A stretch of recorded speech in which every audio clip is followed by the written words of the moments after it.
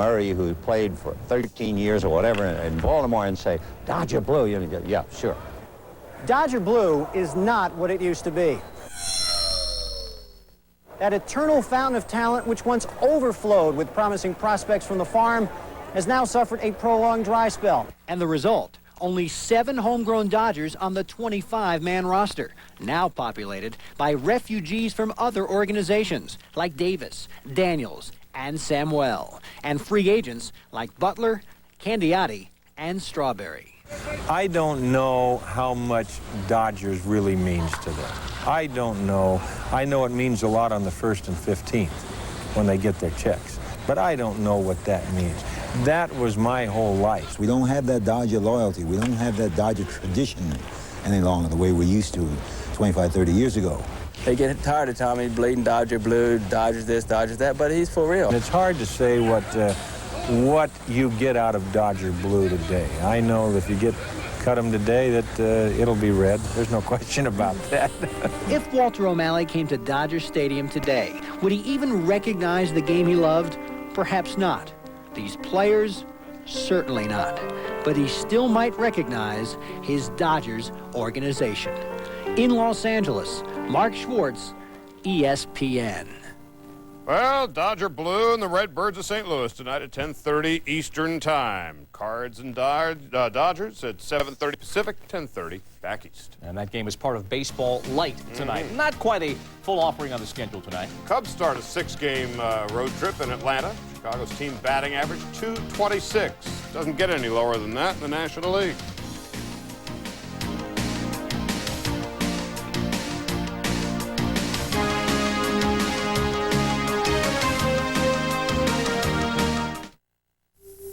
Why not have one for the road?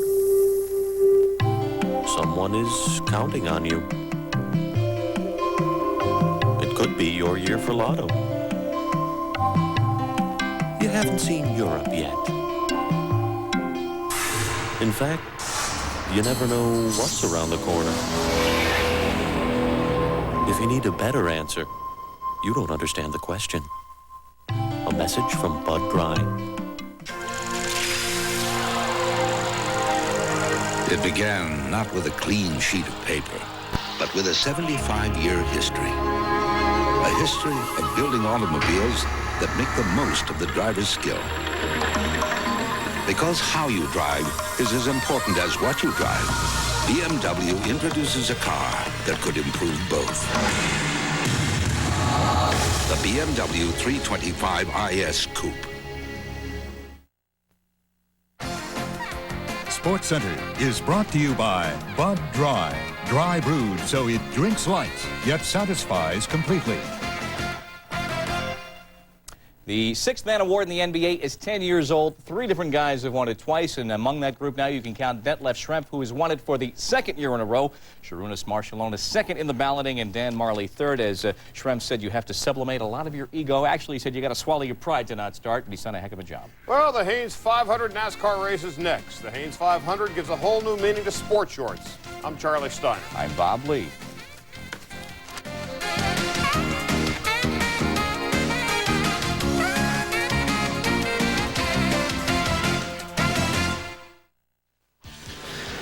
How can we stop these darn Fords?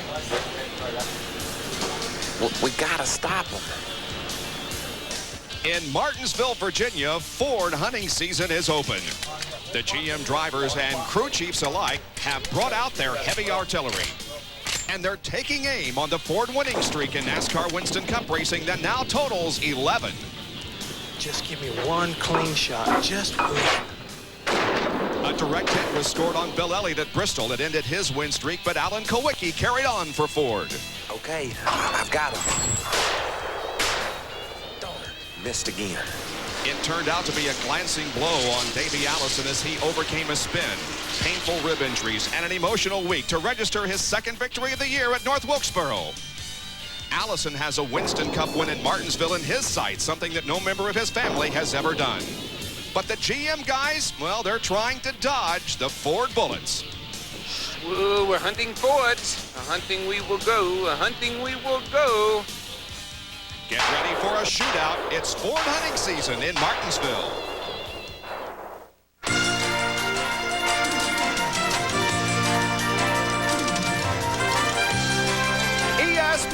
the world's leader in motorsports coverage presents Speed World. Today from Martinsville Speedway in Virginia, it's the Haynes 500 Winston Cup race. And it's a partly cloudy day in Martinsville. A chance of rain this afternoon and nice cool temperatures to greet a sellout crowd here at Martinsville.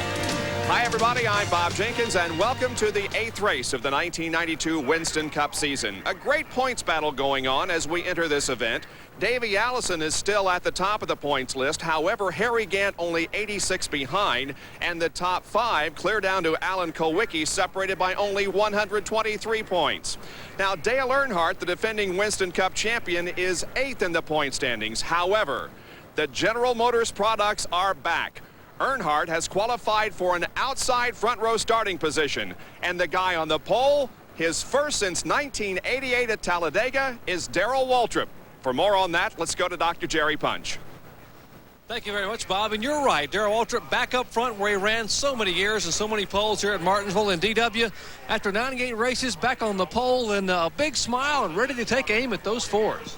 Yeah, we're real happy to have 2 Chevrolets on the front row today, and I'm just tickled to death for my crew and my sponsor and everybody that we were able to set on the pole here and break that bad luck, if you will. I think this is a real stepping stone for my team. We've needed something.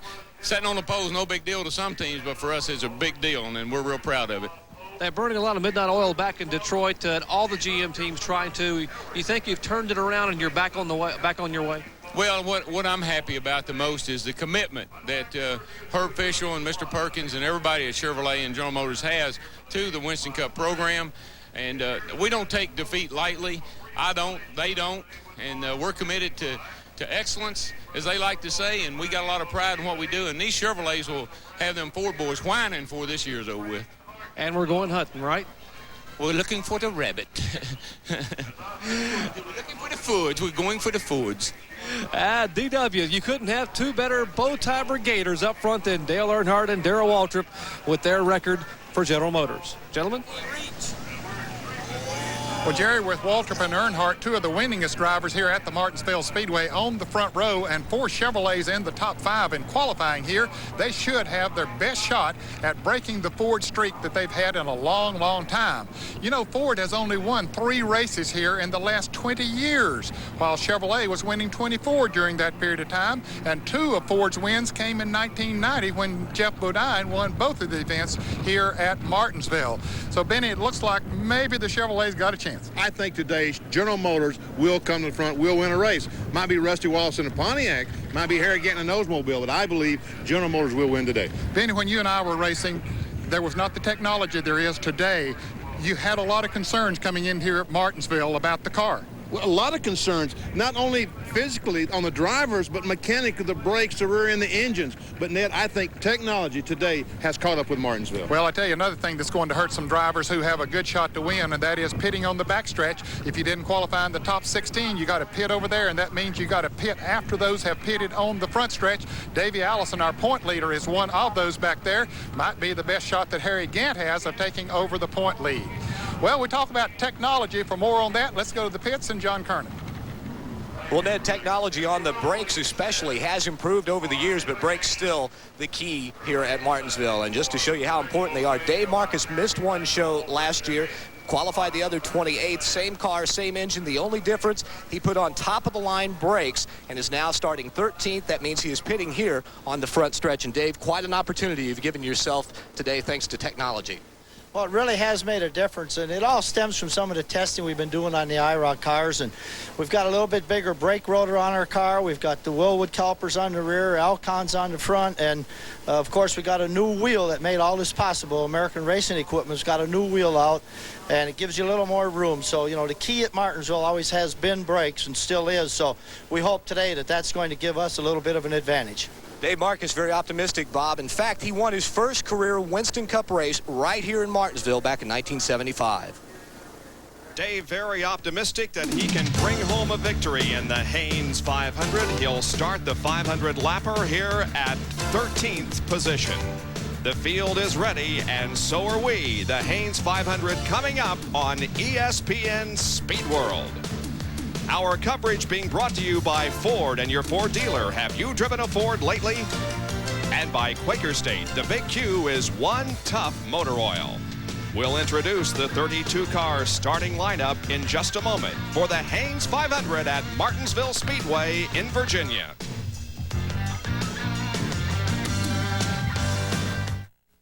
It's so big, it happens only once a year. America's largest yard sale at Sears. And every Craftsman mower and tractor is on sale. All tractors save $100 to $300. All mowers save from $10 to $100. Like this Craftsman 3.5 horsepower mower, only $169.99. The savings are spectacular. This week only during America's largest yard sale at Sears. You can count on me, Sears, Roebuck and Company.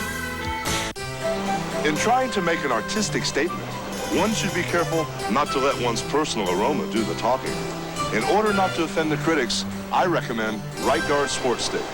It provides maximum protection and the freshest scents, a sublime palette of odoriferous emanations. After all, a true artiste should be remembered for his inspiration, not his perspiration. Right Guard Sports Stick. Anything less would be uncivilized. You'd think the world would be nothing but a blur at this speed. But at 200 miles an hour, a lot of things become clear. Like what technology can help make our cars perform better, our trucks tougher, and help make them all safer for the street. Because at Ford, we want to stay ahead in more places than just the racetrack. Have you driven a Ford lately? Hi. You know why Quaker State asked me to be their spokesman? Because I'm tough. Quaker State is tough. Tough on wear and tough on sludge. If you use Quaker State in your new car's engine, they'll guarantee it for 250,000 miles or 10 years. In writing, Quaker State is one tough motor oil. So naturally, they asked me because I'm tough. You don't think it's because they think I'm oily? We are just about to go racing at Martinsville, Virginia, and the exciting Gillette Halfway Challenge is coming up in today's Haynes 500. The driver leading at the halfway lap will win $10,000, and a fan at home will have a chance to win a beautiful Chevrolet Lumina Z34. In addition, if you have the correct UPC code from a Gillette product, such as Right Guard or Sensor, you could win an instant prize. To enter, call 1-900-436-7000 before the halfway lap. The call will cost 95 cents, and you must be 18 years of age or older to enter.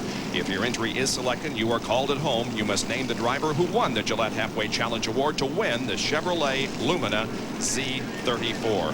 Cars getting up to temperature on the grid, just about to move out for a couple of warm-up laps before we get the green flag for 500 laps of competition. The die-hard grid.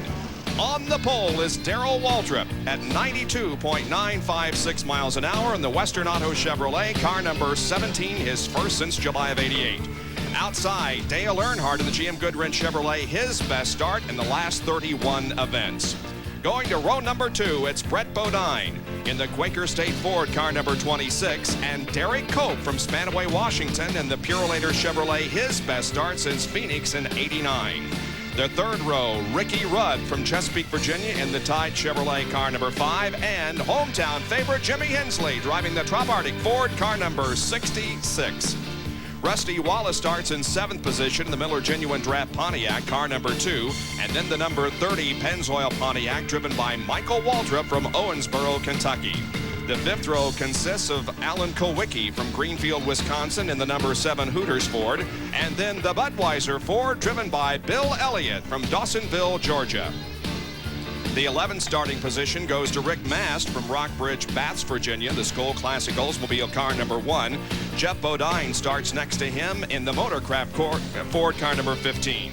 7th row, Dave Marcus, car number 71. He's from Wausau, Wisconsin, and alongside will be Mark Martin from Batesville, Arkansas, in the Valvoline Ford number 6. The 8th row, Harry Gant from Taylorsville, who won last fall here at Martinsville, and Ernie Urban from Modesto, California, in the Kodak Chevrolet, car number 4. Those 16 drivers will pit on the front stretch, and now everybody behind them pits on the back stretch, including Kyle Petty, car number 42. He starts 17th. The 18th starter is Ken Schrader in the Kodiak Chevrolet, car number 25. The 10th row goes to Terry Labonte, who's 4th in points coming into this event, and Morgan Shepherd in car 21. The 11th row, Dale Jarrett and Sterling Marlin. Row number 12, Davey Allison, current points leader, and Dave Mater the third. In the 13th row, it's Greg Sachs and Hut Strickland. The 14th row goes to Dick Trickle and Ted Musgrave. Row number 15, the King Richard Petty with 15 wins here. Wally Dallenbach alongside, and the two drivers who took provisionals to get in the field, Bobby Hamilton, car 66, and Jimmy Means in number 52. Martinsville Speedway is just a little over a half-mile in length. The pole speed was 92.9 at a time of 20.371 seconds, and the field is separated by just about a half second. We'll go 500 laps here this afternoon, and there are the pits on both the front stretch and the back stretch. In terms of the banking, well, it's only 12 degrees, and it's totally flat on the straightaways. Long straightaways and tight corners. That's how Martinsville is described, and that's what we face this afternoon for 500 laps. Jimmy Hensley in the number 66 car, the Phillips 66 in-car camera, will be riding with Jimmy this afternoon, and we have a couple of others. There's the shot of Jimmy as he gets set to go this afternoon. Brand new ride for this guy, and he is pumped, believe me. Mark Martin also will carry one of our in-car cameras and take a look at the electronics and the telemetry, and you'll see that RPM number go somewhere near 8,800 RPM. We'll watch for that as the race goes along.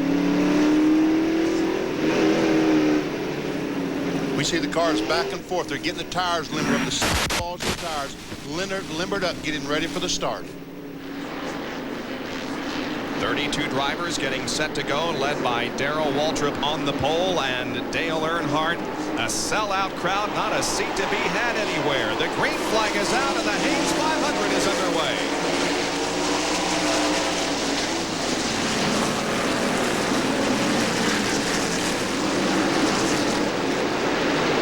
Man, what a grip. Earnhardt got off that second corner. He just might try to dive into the inside and lead this first lap. He is going to lead this first lap. Richard Petty has spun in turn number 4. The car is on the grass in the area between turns 3 and 4. No caution, however, because the car is well off the road. Now it's going to come out. The yellow is out as Earnhardt and Darrell Waltrip will come down with Earnhardt in the lead.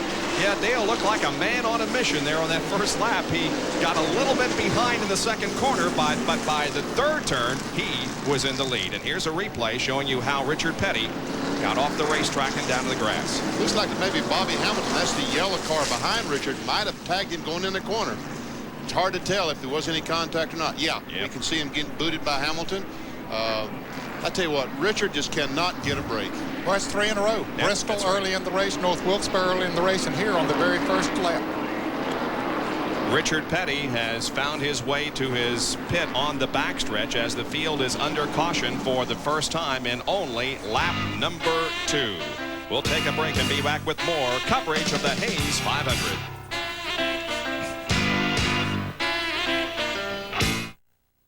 Top of the line parts, expert advice. That's your Big A Auto Parts store. Big A, the sign that keeps your car running right. Ford Trucks, the best never rest. People used to go out on Saturday night and leave their truck at home. Times have changed. Our 92 full-size pickup is still built Ford tough. But we designed it to be more stylish outside, more comfortable inside. Now, if anything gets left at home, it'll probably be their car. More people are driving the best-built, best-selling American trucks than ever before. If you don't like the looks of your car, shoot it with Son of a Gun from STP. Shoot the dash, seats, tires, and roof. Son of a Gun protector. Man, what a difference. There's a storm brewing on ESPN. Saturday Night Thunder. ESPN Speed Week rolls in to start off a night of lightning quick action. Then it's the radical and the ruthless.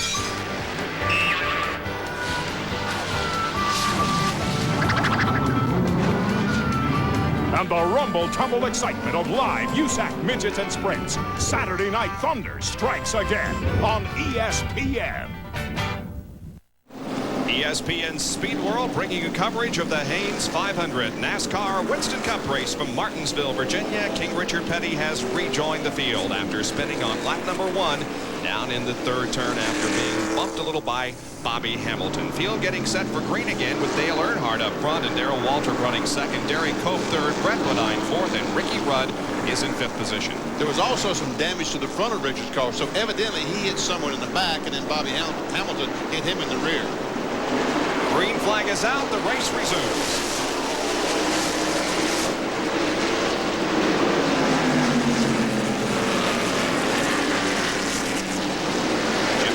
Working the outside line along with Michael Waltrip. Hensley in number 66. Ricky Rudd to the inside. Here's the Phillips 66 in-car camper. Jimmy Hensley has spun and creates a huge traffic jam down in corner number 4. Everybody gets through. Brett Bodine made, I believe it's Bill Elliott, maybe made slight contact with Jimmy. But everybody, for the most part, gets away unscathed. And then Hensley has gotten the car turned around, headed in the right direction. And stays in the lead lap. We shouldn't be riding with Jimmy anymore. Boy, got the world turned around there, didn't it, for a second? Boy, he was going well up on the outside. That's a tough place to go early in the race here at Martinsville, but he knows this racetrack as well as anyone, and the car seemed to be working well for him. But all that effort to qualify well and get up front is kind of negated here, as on lap number 7 we have Jimmy at the tail of the field. So a couple of quick cautions here. 2 cautions in the first 6 laps of competition. We'll be right back.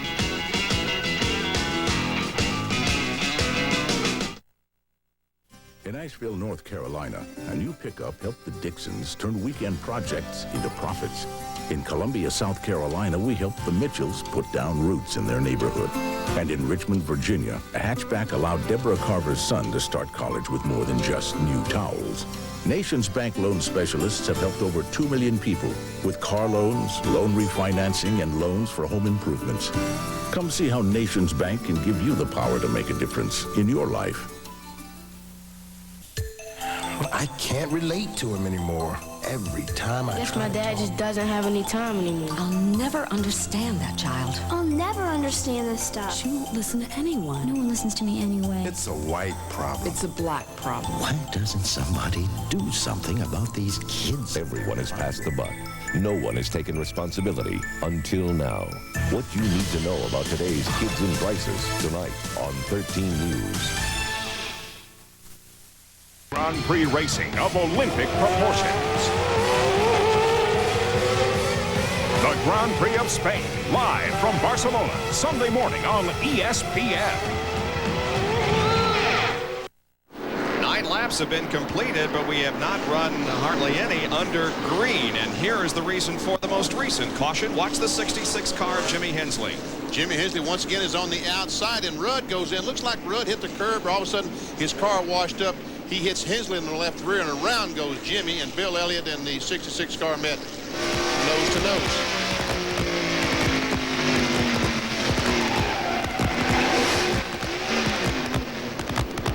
He keeps it revved up as he's spinning it around. He wants it to go all the way around, like a 360. Didn't quite go all the way around for him. As we resume, Jimmy is 3rd, 4th from the rear. Pontiac pace car coming around and about to turn the field loose once again with Dale Earnhardt at the front. Here's the green.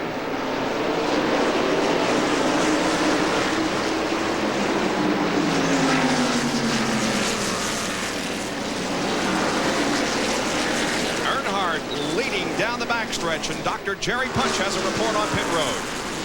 No surprise at all that Earnhardt awfully quick on the restarts and coming off of turn 2 and turn 4. Just minutes ago, Childress they really poured the gear to the car. As Childress put it, that we need to run well here. We need to turn up the horsepower. We have put a lot of gear beneath this car number 3, and he should be a rocket coming off the corner. His car was on pit road a long time this morning for an engine change, but obviously it worked. Another spin down in turn number 2 involves Greg Sachs as Michael Waltrip and Ricky Rudd race down the front stretch. There is a caution out. They were late in throwing it, but now the yellow comes out as Greg Sachs gets his Kellogg's car headed in the right direction. I talked to Richard Childress this morning. He's the owner of Dale Earnhardt's car. They said they looked at all the spark plugs, all 8 of them. One of them didn't look exactly right. He said, with all the trouble we've had this year, we can't take any chances. They decided to go ahead and change the entire engine. While the 41 car of Greg Sachs was spinning down in turn number 2, here's what was going on between Brett Bodine and Michael Waltrip in turn 3. Well, Brett was trying to get on the inside of Michael. Didn't have quite enough room. They touched. Michael slides high, and Brett, of course, does take the position. I imagine we'll see quite a bit of that today as the guys try to outbrake each other, get it into these very tight corners where the groove is right on the bottom of the racetrack. Boy, we just haven't had much of an opportunity to see much racing yet because it's been, for the most part, yellow. But look at the crowd on hand here. Sellout crowd, not a ticket to be had anywhere as we go to John Kernan. Dave Marcus is coming to the pits. A surprising pit stop. He had moved up and was running close to the top 10 from his 13th starting position. Must have felt that he had something wrong with a right side tire because Dave has come in, changed right side tires, and now is away. And he will drop in at the rear of the field as we get set for another restart. So we see Greg Sachs pull up on the inside. He can't do that legally. I don't know what NASCAR is going to say about it, but until there's lapping has started, you can't make it a double file restart. Here comes Richard Petty on the inside. Maybe NASCAR is going to shrug their shoulders on this one. Green flag is out again.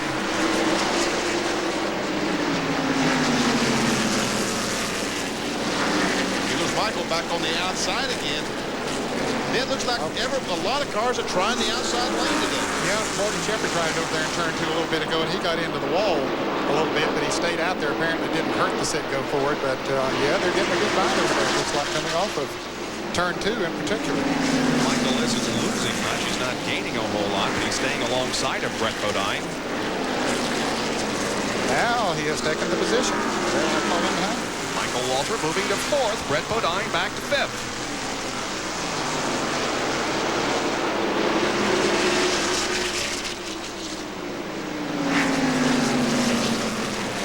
Watching the battle for 3rd and 4th position. Ooh, Michael got on the curb coming off the second corner and almost spun the car.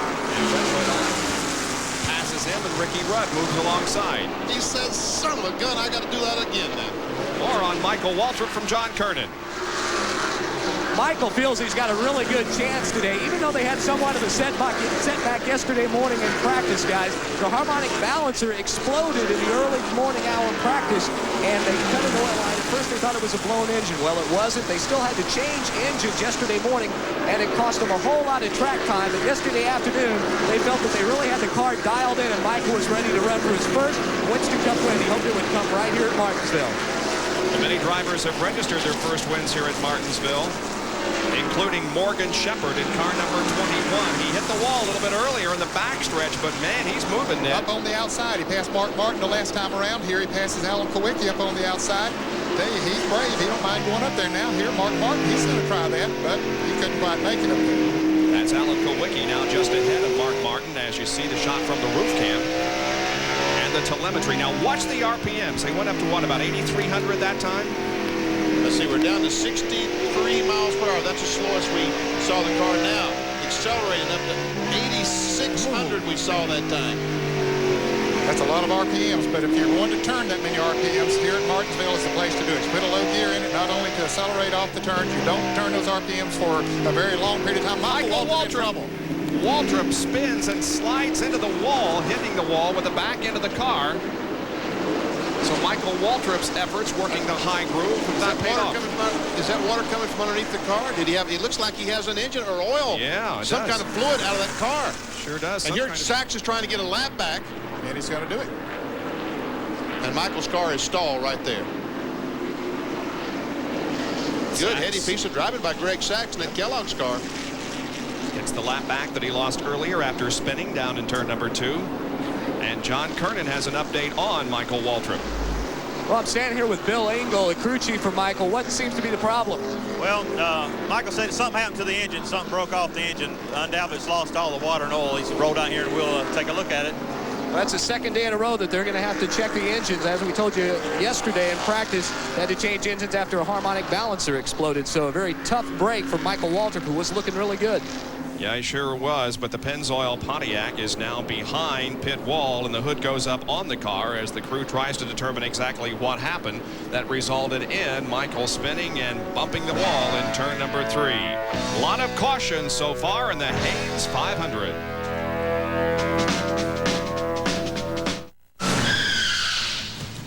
Hi. You know why Quaker State asked me to be their spokesman? Because I'm tough. Quaker State is tough. Tough on wear and tough on sludge. If you use Quaker State in your new car's engine, they'll guarantee it for 250,000 miles or 10 years in writing. Quaker State is one tough motor oil. So naturally they asked me because I'm tough. You don't think it's because they think I'm oily? When Darrell Waltrip needs a part, he needs the right part, and he needs it fast. And when you need parts, see the parts team at Western Auto. We've got top name brands and thousands of parts in stock. Right, guys? Right, DW. And we've got the right price, backed by our low price guarantee, right? Right, DW. And while you're here, pick up a Delco Freedom 60 battery for just $44.99. Delco batteries. It's like buying time. Western Auto, the official auto parts and service store of NASCAR. Right, guys? Right, DW.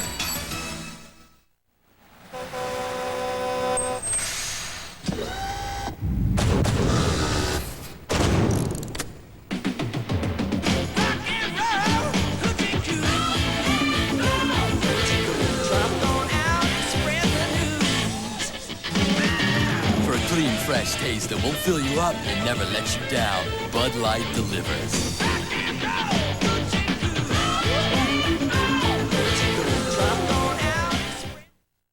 Under our 4th caution of the race at ESPN Speed World presentation of the Haynes 500, this is what happened in turn number 3. Watch Michael Waltrip's number 30 car slide to the outside wall. Apparently something happened in the engine, put some oil and water underneath his rear wheels, Bob, and he spun it into the wall. And now another view from the roof cam on Mark Martin's car. Boy, that's a scary thought when you go and see all that smoke, because you really don't know if there's oil, water, something there that's going to cause you to spin, or you don't know which way the other car is going to go.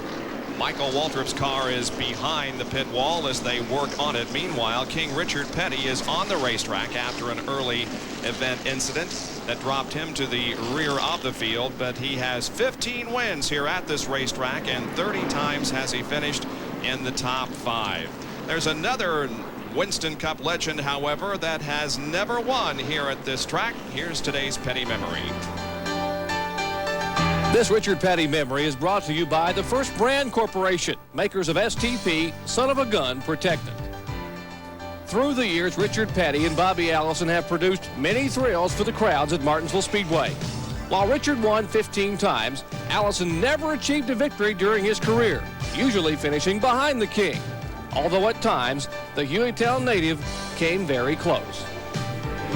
He had some kind of a hold on me at Martinsville. I never won there, and he won there lots and lots of times. And one day I even came really close to winning there, driving relief for him, but it still didn't. But, you know, I had lots of good times with Richard Petty, and he's been really great for the sport. If you don't like the looks of your car, shoot it with Son of a Gun from STP. Shoot the dash, seats, tires, and roof. Son of a Gun protectant. Man, what a difference. He's Stock Car Racing's all-time winner. He's Stock Car Racing's all-time most popular driver. He's the King, Richard Petty. In this new ESPN home video, The Ride of a Lifetime, Richard Petty and STP, you'll have the chance to come along with me, Dr. Jerry Punch, for a personal visit to Richard's home, and we'll show you classic video footage of Richard's greatest moments. To get your copy, call 1-800-342-3400. There's the King, and let us qualify something just slightly now. No member of the Allison family has ever won a NASCAR Winston Cup race at this track. However, both Bobby and Donnie have won in modified competition. Still under caution here at Martinsville. We'll take a quick break and be back with the resumption of the Haynes 500 in just a moment.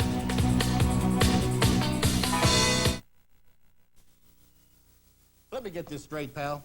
You want a late model, state inspected and warranted car. You want payments as low as $25 a week, and you don't want to pay any more than $39.95? Where do you think you are, bud? Thrift Auto Sales? Thrift Auto Sales, home of the new car dealer surplus, where your job is your credit, and you never pay more than $39.95. How'd they do that? Thrift Auto Sales, 12011 Jefferson Avenue, next to the friendly folks at Peninsula Dodge. 5. Other cassettes will follow about every month for the regular price. There's no obligation. Cancel anytime. Join the NASCAR video team now. It's the inside track to America's ultimate motorsport, NASCAR. To order your first 60-minute NASCAR video, call now toll-free 1-800-348-2900. Use your credit card and get the special introductory price of only $9.95. Call now 1-800-348-2900. That's 1-800-348-2900. ESPN's America's Cup 92. Dennis Conner launched a surprising comeback, but Bill Koch has his sights set on defending the cup.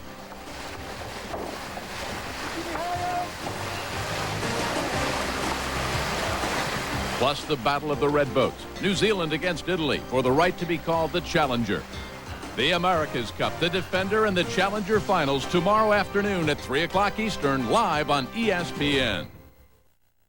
It is Dale Earnhardt, Darrell Waltrip, Derek Cope, Brett Bodine, and Ricky Rudd running 1 through 5 after 31 laps of this 500-lap Haynes 500, and the green flag is just about to wave again, sending the drivers back to competition. The crowd on its feet as the green flag waves. Here we go again.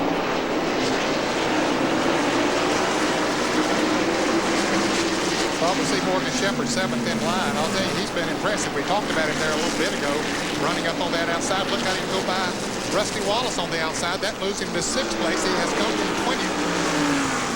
And it's all the way up to 6th. And what have we had? 10, 15 laps of green flag racing. So Morgan Shepherd is definitely the man on the march. This is Mark Martin's roof cam. Morgan working the Citgo Ford, car number 21. We mentioned that he picked up his first Winston Cup victory here at Martinsville. That happened 11 years ago. And Richard Petty spins right in front of Brett Bodine, but he goes high. Now he's coming back down. I think everybody's going to get slowed down, though, and miss him. Ken Schrader had to take a high road to get around the car of Richard Petty, but everyone does indeed get by okay. Well, a lot of cautions last night on ESPN during the modified race, and now we're having the same thing here today. No caution this time, though. NASCAR decided not to wave the caution flag, and we're back still racing under the green flag conditions. Richard just made the 360 once he got out of the way of traffic. And he was clear, and the track was clear, so they kept racing. Derek Cope is staying right up with second place Darrell Waltrip.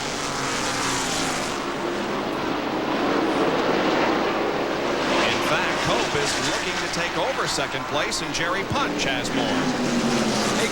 Exactly, Bob. What a difference a year makes for Bob Whitcomb's Pure Leader Chevrolet team. You remember last year, Derek Cope did not even make the field here and had to go home, was very upset. Not only did he make the field this year, he qualified 4th, is running 3rd and challenging for 2nd. And a lot of that goes to the crew. Barry Dotson, who signed on with this team a few races back with a 2-year contract. John Dotson, all the crew, a lot of them came from Team 3 Racing. But the veteran crew chief, Barry Dotson, has been motivating Derek Cope, organizing his team, and they feel like they're in shape right now to win, possibly as early as today. Bob?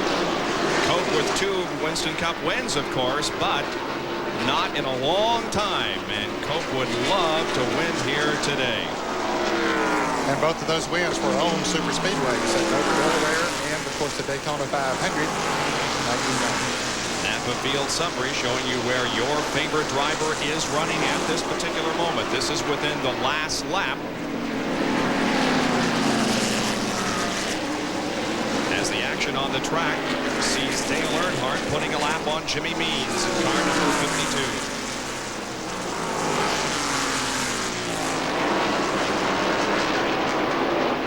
Cope has dropped back now a little bit from Darrell Waltrip. He was right on his back bumper a while ago, but now Cope has fallen back just a little bit and has Brett Bodine and Ricky Rudd on his tail. And Morgan Shepherd is right there behind Rudd. He continues to work. He's running in 6th position there right now. It was was one of the first Winston Cup races that I worked 11 years ago today here at this racetrack where Morgan Shepherd took home the victory. Here he goes up on the outside of the run, trying to get on the outside, can't make it that time. Here's from on top of Martin Hart's cars. He goes by Jimmy Means down in turn 3. That's Alan Kowicki in the Hooters car directly in front. Accelerate off the corner. Turn 1, heavy on the brakes. Here we see the car down to 63 miles per hour. Now we accelerate. 86, 90, 97, 108, 112, 114 miles per hour. From 73 to 114 miles per hour. In just a very short distance. Very, very short distance. Heavy on the brakes. We see him on the brakes for a long, long time. Now off. Well, they've always said that Martinsville Speedway is basically 2 drag strips with 2 flat turns connecting them. And so that's the way it is. The turns back 12 degrees. These long straightaways. So they really do accelerate not like a dragster, not like Kenny Bernstein would do. There we see the 26 car, Brett Bodine, getting alongside Gary Cope's car. This is for 3rd spot. Kenny Bernstein's car being driven by Brett Bodine, and Derek Cope finds himself in a position that he may not want to be in on the outside. His car's not going that well on the outside. Car's overtaking him and going away. Now we see Morgan Shepherd going to try to get to the inside. He does. Rusty Wallace is right behind Morgan, so he'll try to jump right in there as well. There's definitely a string of cars back there. Cope, he's either got to make the outside line work, or he's going back about 10 spots. Nobody is going to let him in, that's for sure. Well, while we see all this racing going on, Dale Earnhardt is just checked out on it. Here comes Alan Kowicki around Cope. Next to do so is Mark Martin. Go down the front straightaway and into turn number 1. And they're side by side, but Mark will get the advantage as they come off the corner, and now Ernie Irvin will come along. And there's Bill Elliott just waiting in the wings. He might be too far back, though. Yeah, Derek's going to get back in this time. So he dropped from 3rd to what? 11th, I believe. Lost 8 spots just because he got hung on the outside, could not get back. And now finally did get the inside. In practice yesterday afternoon, that 6 and 4 cars were the 2 fastest cars in practice. And here goes Ernie right by Mark Martin. Ernie just took to the inside, headed down the back stretch, and easily got the position from Mark Martin. About 8,600 RPM there. It's pretty consistent, though, as far as speed is concerned. He's varying from about 63 to that time it was 113. A while ago it was 114. Well, let's check and see how Jimmy Hensley is doing as we now see the Phillips 66 roof cam. Remember, he spun earlier in the race after starting this event up in 6th position. He's now in 26th position, so he's only gained 4 or 5 spots since his spin. And fellas, he's only about a quarter of a lap in front of Dale Earnhardt, who is catching up to him. Dale Earnhardt right now putting a lap on Dave Marcus, who had that good qualifying run. But Hensley looks back in his rearview mirror, and Earnhardt is about a straightaway behind him. Up in front are Bobby Hamilton and Ted Musgrave. There's a 3 car almost in the same straightaway with that group of cars. Dave Marcus was so optimistic on the grid after his excellent qualifying position. However, he has made a pit stop and has lost a lap to the leader of the Haynes 500, Dale Earnhardt.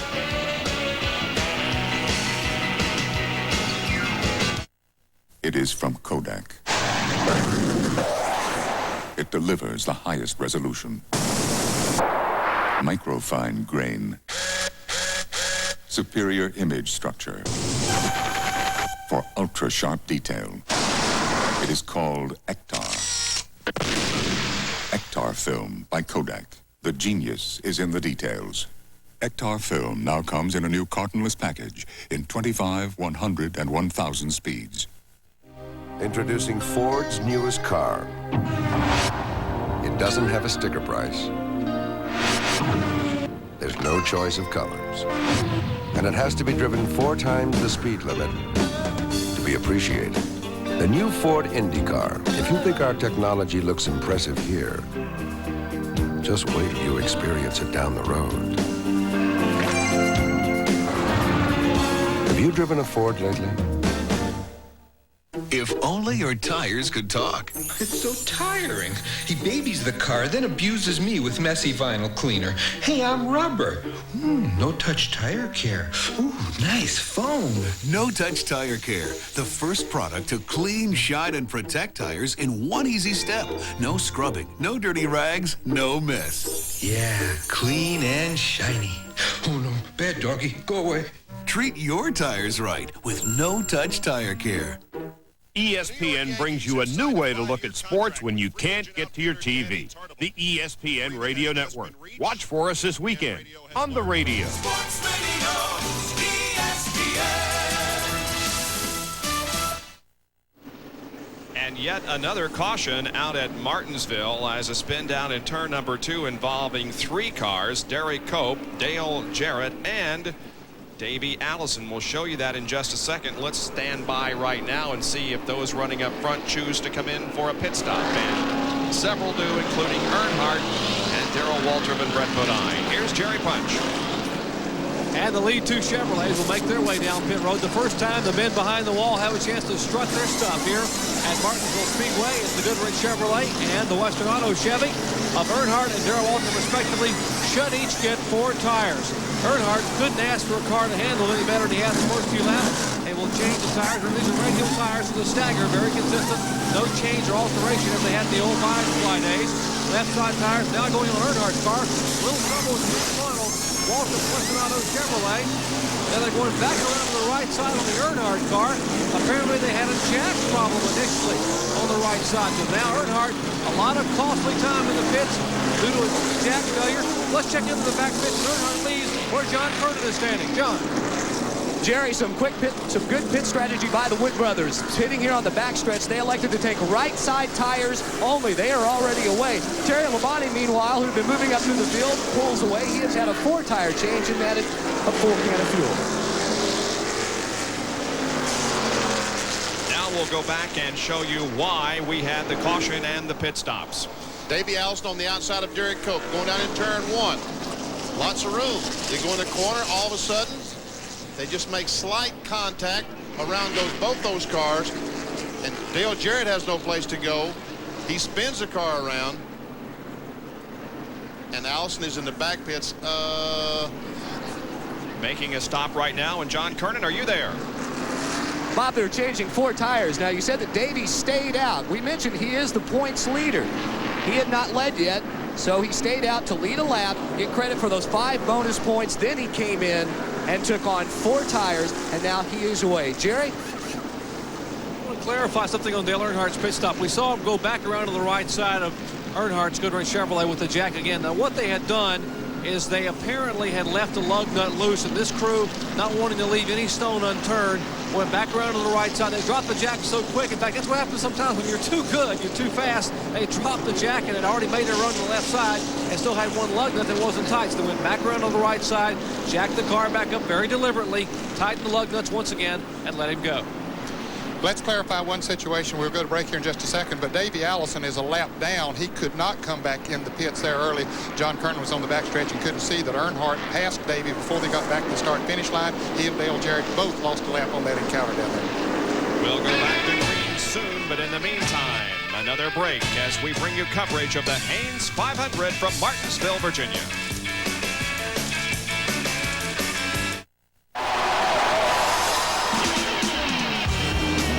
Racing. I can't explain it. You're kind of in a limbo zone. Time's different, speed's different, everything works different. It sounds totally cosmic. It's out there somewhere. Kyle Petty and Mellow Yellow. There's nothing mellow about him. Hey, Mike, hand me my channel lock pliers. Tommy, hand me that plier over there with the blue handles. What kind of pliers is that? These are channel lock tone and groove pliers. My dad uses them on his race car, too. For the tough jobs and the small jobs, reach for Channel Lock. the handiest plier of them all. Hey guys, anybody seen the channel lock pliers? Channel Lock. Be sure you're getting genuine Channel Lock pliers. Look for this trademark. When Darrell Waltrip needs tires, he needs the right tires, and he needs them fast. And when you need tires, see the tire team at Western Auto. We've got major brands and over 26 tire lines to fit your car, van, or light truck. Right, Junior? Right, DW. And we got the right price, backed by our free ride guarantee. Right, Rusty? Right, DW. When you buy tires from Western Auto, try them for 30 days or 1,000 miles. If you're not satisfied, they'll exchange them. That's why I take our car to Western Auto. Right, Dad? Wrong, DW. Stevie takes your car to Western Auto.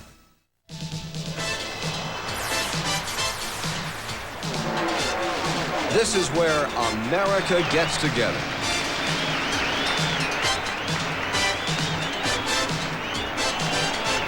Every weekend throughout America, there is great NASCAR racing. I wouldn't be anywhere else.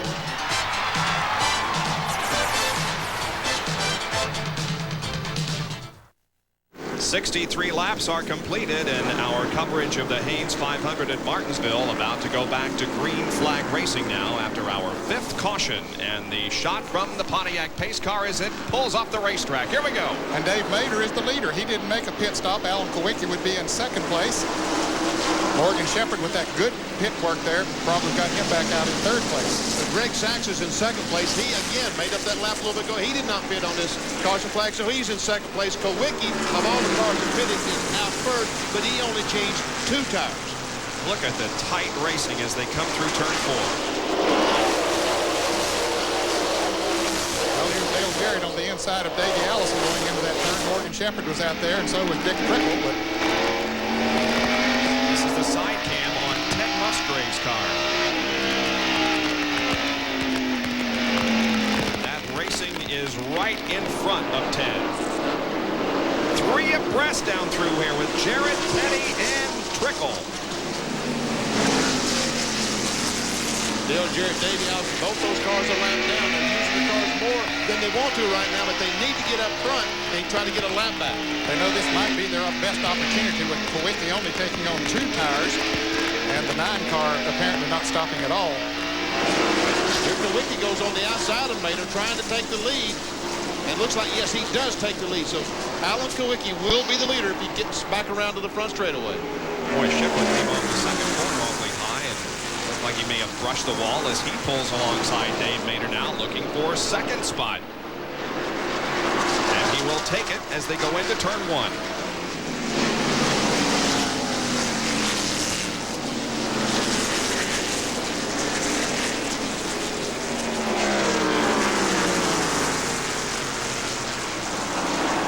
So Kowicki looks like that was pretty good strategy, Ned, taking on those 2 tires. Yeah, you know, he didn't take on any tires a couple of times during pit stops over there for track position. It worked well for him. It's working well for him here today. Brett Bodine mentioned during the coverage of our modified race yesterday how important track position is, and it definitely is here at Martinsville. Meanwhile, Dale Earnhardt is running 14th right now. To keep track of Earnhardt, who was the leader before the caution flag, had some trouble on the pit stop, is now 14th. Once again, here's how to enter the Gillette Halfway Challenge sweepstakes. Call 1-900-436-7000 before the halfway lap. The call costs you 95 cents. You have to be 18. Stay tuned to see which driver wins the $10,000 reward. If your entry is selected and you are called at home, you will win a Chevrolet Lumina Z34 if you can name the driver who won the Gillette Halfway Challenge. And you can win an instant prize if you have the correct UPC code from a Gillette product. Earnhardt is definitely on the move. He's behind Mark Martin and Ricky Rudd. But I'll tell you, that's tough going back there. He had it easy out front there a while ago, but now he doesn't get the advantage of a passing flag and all of that. He's racing these guys who are running just about as fast as he is. Earnhardt gets a good grip on the outside of Earnhardt. Meanwhile, he's trying to run Earnhardt in behind the Ted Musgrave car, hoping that he can use him as a pick. Earnhardt's going to go 3 abreast, and Musgrave knew he was there and backed off a little bit. And the crowd here on the front stretch goes wild.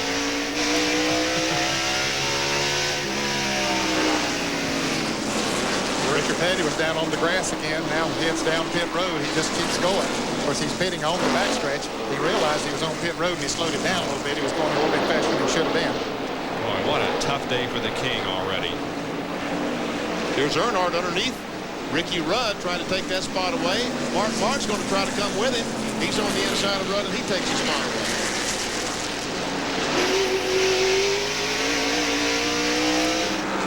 10th, 11th, and 12th.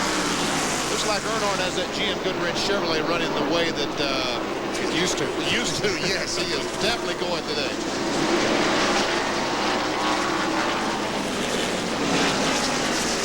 And meanwhile, the 4 car, we just saw him go out of the picture there, past Darrell Waltrip on the outside down in turns 1 and 2. So Ernie Irvin has his Chevrolet running well today.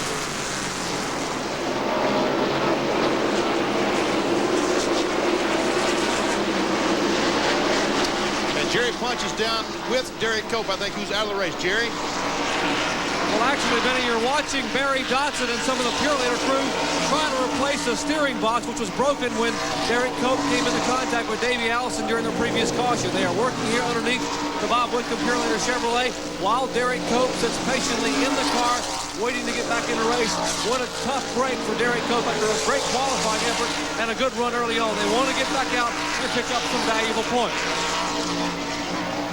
So Derek sits while the action continues on the racetrack. Here is Greg Sachs losing positions in that 41 car.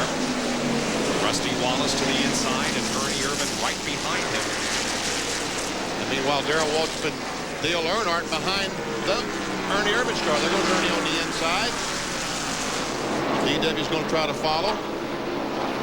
These are awfully good race cars. Those 5 cars we see there. If any of those cars was to win the race, they would not surprise me at all. Seem to be pretty equally matched, although it would appear in the early going that perhaps Earnhardt's car is running as well as any. You wonder who's leading the race. Kawicki's kind of checked out. All these guys back in the pack on the restart. He started up front, so there he goes. He's first and Morgan Shepherd is second, but about a half a straightaway behind. In third position is Dick Trickle. Then in fourth is Dave Mader, and fifth is Brett Bodine. There's Morgan Shepherd in second. He feels he can win this race today in one omen. He bought lunch yesterday for some members of his crew. The lunch bill totaled $21.21. So we thought maybe that was a pretty good omen. Wow. He must have bought lunch for about 2 people. Or maybe it was the whole crew and they ate cheaply. So Earnhardt takes another spot away, passes Darrell Waltrip. And Earnhardt has now moved up to the 8th spot. The top 10 here in the early going of the Haynes 500 at Martinsville. It's Kulwicki, Morgan Shepherd, then Trickle, Mader, and Bodine. In the second 5, Irvin, Wallace, Earnhardt, Darrell Waltrip, and Mark Martin. Ford Trucks. The best never rest. People used to go out on Saturday night and leave their truck at home. Times have changed. Our 92 full-size pickup is still built Ford tough, but we designed it to be more stylish outside, more comfortable inside. Now, if anything gets left at home, it'll probably be their car. More people are driving the best-built, best-selling American trucks than ever before. Pronto Auto Parts. From coast to coast, your local Pronto Auto Parts store features friendly service and quality auto parts at lower prices.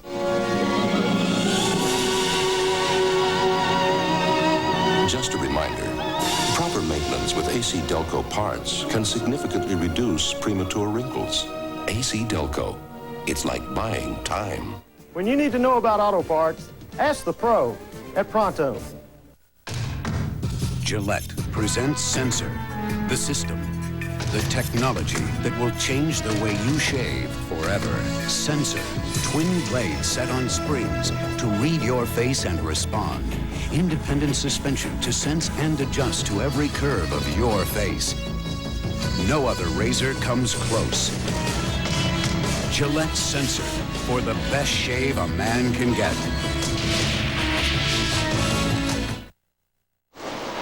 Back at Martinsville in the Haynes 500 here on ESPN.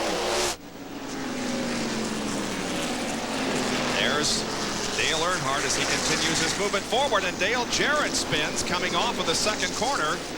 Down in the infield grass, I'm not sure we're going to have a caution because Dale's car is off of the racetrack and now he is moving, so we will have no caution. No caution flag. No caution flag. So Dale Jarrett loses lots of time. What happened, Ned? Did you see? He was passing Jimmy Means on the outside, and I think they just touched a little bit. And look at this. Ricky Rudd goes around, and the caution flag is out now, Bob. The caution flag is out since Rudd is sitting up against the wall, and he's going to have to back down in traffic to get his car started. That's why they threw the caution flag. Well, he didn't hit the outside wall, but he slid up towards it, and so the yellow does come out for the 6th time this afternoon for Ricky Rudd, who started this race in 5th position. You can see the pits for the moment are closed as Rudd's car now begins to move away. The pace car picking up the field, forming the pack, and when it is formed, then the pits will open and allow anybody who wants to come in for a stop to do so. Let's take a look again at the incident as Rudd came down the straightaway racing with several men. Yeah, there's Schrader's in the crash. Well, there's teammate Kenny Schrader and he get together. Remember a couple of years ago when he and Schrader crashed coming off turn 2, but that was just purely racing there, all trying to go in the corner nose to tail. So 6 caution periods already, and we're not quite yet to the 100 lap mark at Martinsville.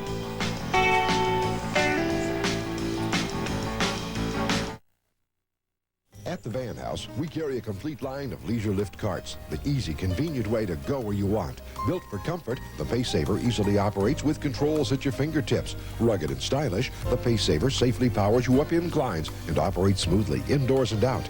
Pacesaver easily disassembles to fit in car trunks or vans. So before you buy a 3-wheel cart, compare the features and price. You'll be surprised at Leisure Lift's affordability. Available at the Van House in Hampton, where we service what we sell.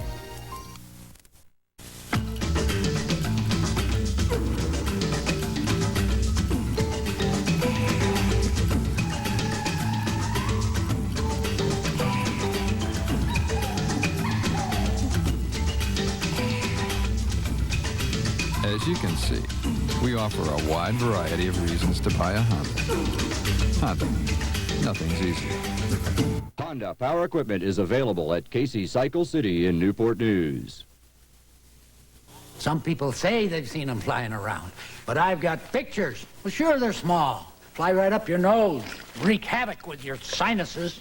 That's why I invented this intradomicile microparticle snatcher.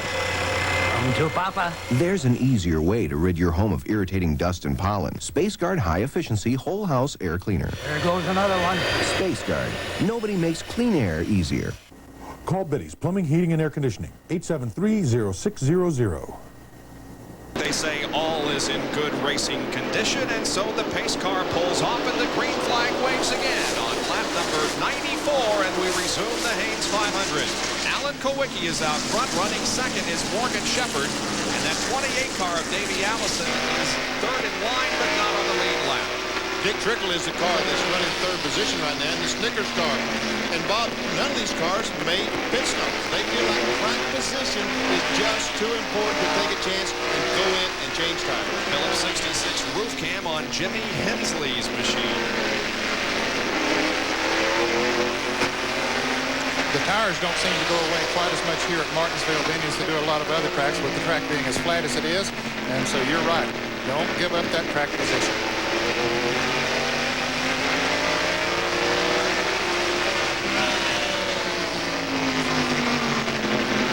Martin on the outside, the battling for it. Jimmy is in 25th position. He is a lap down to the field. And now we move on top of Mark Martin's car, and Dale Jarrett has come in for a pit stop. He's one of those on the backstretch. And Jeff Bodine spins coming off turn 4.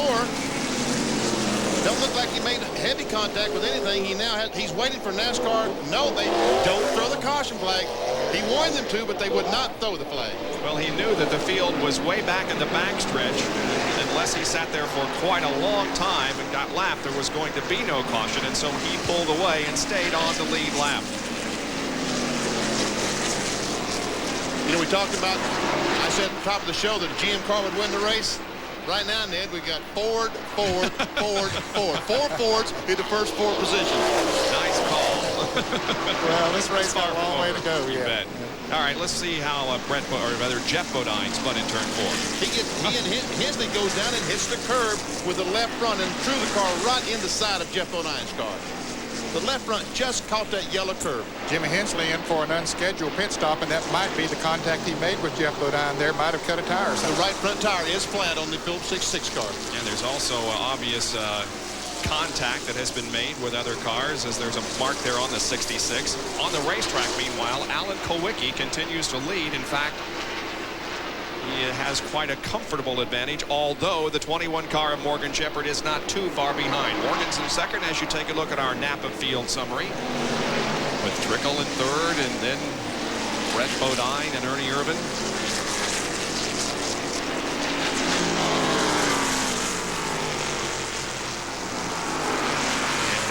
Looks like we'll go another lap down as he is the car just ahead of Alan Kulwicki now.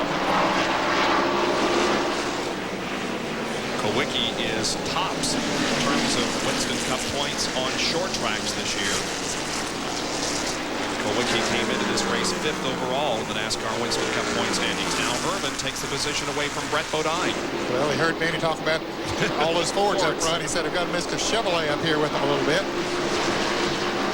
Everyone kept raving about how well Ernie was running his practice yesterday in that Kodak Film Chevrolet. They said, this guy is flying. Yeah, he was. He was strong. He really was running strong in practice before qualifying on Friday. Then he was first car out. The track had sat there for an hour, and sometimes that's not the best time to qualify, especially on a short track. And he qualified. He was disappointed, as a matter of fact, with his qualifying speed. But yesterday in practice, he was very fast. Wallace is 6th, and Earnhardt is 7th.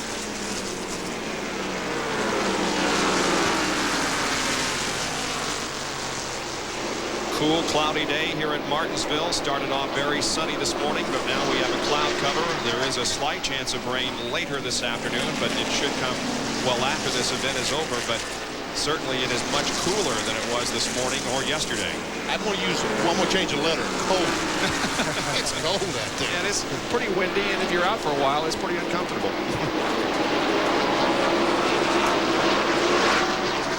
Here's Jeff Bodine in the pits. They're raising the hood, so I guess he has toe-in problems or some kind of problem. Meanwhile, after we watch this, Dale Jarrett goes back in the pits on the back straightaway. And from the Phillips 66 in-car camera, here is the incident in turn number 4 with Hensley and Bodine. Now watch. Boom. Yep, and that cut the right front down on that car. Let's get out to Jerry Punch. Well, Jeff Bodine's Motorcraft Ford still sitting on pit road. He has complained on the radio of a severe vibration in the front end of the car. And obviously, with that kind of contact you just saw minutes ago, it would have plenty of reason to expect that. They still have the hood up now. They put the hood down very slowly. They're talking to Jeff Bodine, and apparently they will push the car behind the wall. It is something they cannot fix quickly on pit road. They will try to get him back behind wall, fix it, and get him back in the Haynes 500. And as Ned pointed out in our open, Jeff was the last Ford driver to win. He won both events in 90. And Morgan Shepherd has started to fall back a little bit. You see Dick Trickle in the Snickers Ford has caught Morgan Shepherd, and meanwhile, Alan Kulwicki is driven away, so Morgan Shepherd is losing the handle just a little bit. Kulwicki with about a half a straightaway advantage, and Trickle into Snickers Ford challenging Morgan Shepherd for second position. Trickle started way back in 27. Here's John Kernan with more. Just talked with Andy Wood. He says Morgan has just decided to play it cool right now. They're running in second place on the scoreboard. They've got a pretty good position. Right now, he's just kind of laying back, saving his brakes, making sure that he has a little something there at the end. And also remember, they changed right side tires only on that pit stop. Eddie had told me earlier that they could run the left side for almost 250 laps before they would need to change those. Well, see, that's the problem with laying back. If you lay back around here, you're going to get run over, Ned. You know what? That's the truth. He almost did right there. Now he moves up and lets Trickle go under him, and right behind them is Ernie Irvin, who is on the move. You can see that yellow Kodak Film Chevrolet coming up there as those Fords run side by side. Now Morgan goes high, and right under him goes. Ooh, Trickle almost broke loose coming off the turn. Second and third place change. Trickle to second, Irvin to third, and Morgan drops from second to fourth position in about a half a lap. And Kyle Petty, his left rear tire is flat. He's going on in the pits on the back straightaway. There he comes. His left rear tire is flat. We can see it smoking, and there they're going to work on the tire. Mellow Yellow crew going to work on Kyle Petty, who was running in 11th position when he cut a left rear. The top 10 after 113 laps. We'll be right back.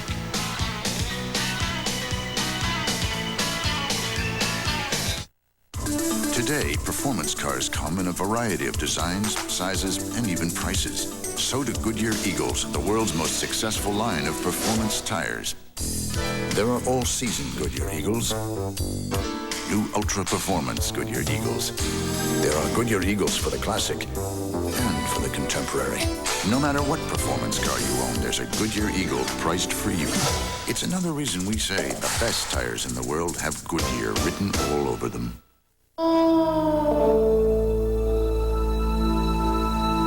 When you consider everything the mountains have to offer, it's not surprising why anyone would want to work up here.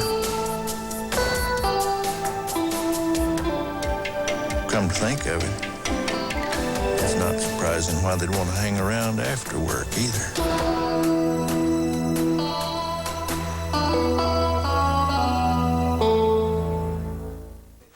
Over 1 million people each week walk into AutoZone, and taking care of them means having what they need when they need it. That means stocking a lot of parts for a lot of cars. Now, nobody can stock everything, but we stock more than most. And how do we know which ones to carry? That's easy. We listen to our customers, because nobody knows better about what you want than you. So the next time you walk through that door, you might think of yourself as a customer, but we think of you as the boss.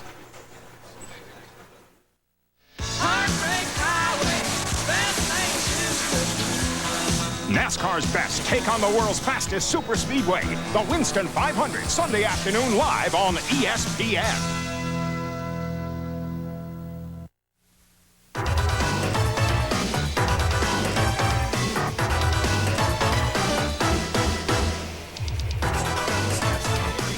Track facts are brought to you by Quaker State. The Big Q is one tough motor oil. Whereas speed and horsepower are the critical factors on a super speedway, on a short track, it's brakes. It's not how fast you go, actually it's how fast you stop. So to learn more about brakes, we need look no further than Bobby Allison's Raybestos Motorsports team. Let me show you. The brakes on the rear stay the same no matter where you are, speedway or short track. Usually they're JFZs. But when you get to the short track, the front, there's a big difference. Here are the smaller JFZs you use on the super speedway. But when you go to Martinsville or Wilkesboro or some of the other short tracks, you use the larger Alcons, first developed in Europe for Formula One racing. Notice the wider, thicker rotors, and the big hat, and the more heavy-duty calipers. That's because you actually stop a race car on the short tracks with the front brakes. Now, you can use smaller equipment, but you may end up stopping your car with concrete rather than good old reliable Raybestos brake pads. And there is Mark Martin, and will now, through use of telemetry, show you exactly how much he utilizes the brakes. There he is, standing on him, going into the first turn. Using the left foot on the brakes, the right foot on the accelerator. Comes off the corner all the way down to the floor, backs off, hits the brakes with the left foot. We can see what's happening to the RPM as he accelerates. Starts back up, accelerates to 7,000, 8,000, 8,300. Backing off. On the brakes as you're down in the corner. Now back on the gas. And he gets a little more RPMs up the back stretch, or at least he did the last time. Well, 8,500 quickly there. So getting off of turn 2 a little better than he's getting off of turn 4. You see he's right behind Dale Earnhardt in 7th spot. Earnhardt in 6th spot, directly in front of Martin. Good shot there of the car on the track, and the foot cam on the upper right, and then the telemetry. Mark Martin. The Valvoline Ford, prepared by Jack Roush. The leader is Alan Kulwicki in number 7, and look who is about to get lapped. Harry Gant at number 33. The fellow who won the race here last September, when I said there's no way he's going to win the race, he went on and won it, but here he is about to go a lap down to Kulwicki. Here's a Napa field summary for you again as you look to see where your favorite driver is running. I wasn't going to mention that. I wasn't going to bring that up again, Benny, but I'm glad you did. Now, Kyle Petty is about to lose another lap. Kyle, we saw him come in for an unscheduled pit stop not too long ago, so he went at least one lap down during that. Kyle is 23rd. And Gann is now a lap down, and that means that there are, as we get an update on the standings here, 13 cars on the lead lap. And there is Mark Martin and Dale Earnhardt as they battle together. He's passing Earnhardt on the outside, so Dale Earnhardt's car not handling as well as it was earlier in the race, that's for sure. Or Martin's car is handling better, right? I'd say Earnhardt is not handling quite as well because he's not running the speed that he did a little bit earlier. There's Derek Cope back out on the track after a lengthy stage. On his car after a spin. Here's the roof cam from Mark Martin. And Morgan Shepherd, he's pitted on the back. He only changed 2 tires on this last caution play. When he made his pit stop, his only pit stop of the day. And Mark Martin changed 4 tires. That's one reason right now that Martin's car is a little bit faster than Morgan's, and we can see him go by on the inside. Well, we talked about those who won their first races here at Martinsville. Included in that group, Jeff Bodine, who scored his first win in April of 1984. Jerry Punch has caught up with Jeff Bodine. Thank you, Bob. We're with Jeff Bodine. And Jeff, unfortunately, an early day for you here at Martinsville. What happened out there? Looks like we broke a rod, Jerry. The engine just shut down the back straightaway, and there's a dent in the oil pan and some stuff coming out the bottom. Usually that's a rod brakes. It could be a rod cap or a bolt.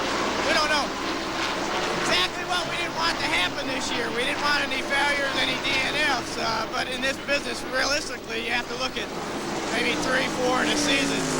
Maybe this will be our first and last, but the car was running really good. It was handling good. You know, we got turned around, and even after that, it was still running good. Really lucky we didn't hit the wall any harder than we did. The car's handling great. It would have been a good run for the Motorcraft car, but here we sit it. I love this place. I love racing here, and I hate watching races here. I'm going to go in the trailer and not watch. Just take a nap, I guess.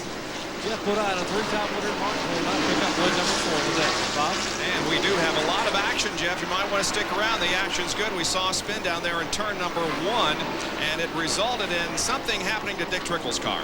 Yeah, he almost spun going into the turn down there, Bob. He was in some traffic where they got tempered and whatnot, but anyway, Trickle had dropped back to 4th place from his 2nd place position that he was running in. They went in the corner 3 abreast. Trickle on the inside, Rick Mast on the middle, and another car on the outside. Trickle and Mast made contact. Trickle almost won. Rick Mast did make the 360, but he got the car going before NASCAR threw the caution plate. And Michael Waltrip returns to action after a lengthy stay behind the wall. The Pennzoil Pontiac returns to competition. I thought Trickle had a flat tire after spin because he came around and went through 3 and 4 slowly, but that was 3 or 4 laps ago. He now is up to speed and seems to be running as well as ever. Still running 4th, not too far behind him is Rusty Wallace. And this car, Mark Martin, directly behind Rusty. Between Rusty and Trickle is the car number 16 of Wally Dallenbach. Of course, is not on the lead lap. He's in 24th.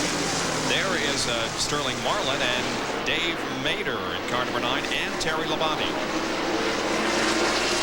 This is back in 9th, 10th, and 11th position. Dave Mader. 22 car, Sterling Marlin is 9th, and 94 is 10th, and the 17 car, Darrell Waltrip, is 11th. The 9 car of Mader, he started up front just a little bit ago, but he had not made a pit stop, did change tires, so with those worn tires, he now has went a lap down to his car. Kulwicki continues to lead in the Hooters Ford. We talked about the General Motors products starting up front, but it has been Alan Kulwicki leading this race for the last several laps and maintaining a rather healthy advantage on 2nd place. Yeah, which now is held by Ernie Irvin. And he's pulling away from Ernie. We see, we've got to go all the way back to there to find Ernie Irvin in the Kodak Film Chevrolet, the 2nd place car. That's Ted Musgrave in the 55 car, the Jasper engine automobile, right directly behind Ernie. Ted Musgrave carrying one of our in-car cameras. His car sponsored by Freedom Village USA, which is a residential home for troubled teens, founded in 1981, located just north of Watkins Glen, where we will be later in the year. And And also a sponsor on that car is Save America Youth. And each time that Ted Musgrave competes in a NASCAR Winston Cup event, a couple of children from these homes are on the pit crew. Ted Musgrave in car number 55. We're at Martinsville, Virginia for the Haynes 500. There are your top 5 after 156 laps.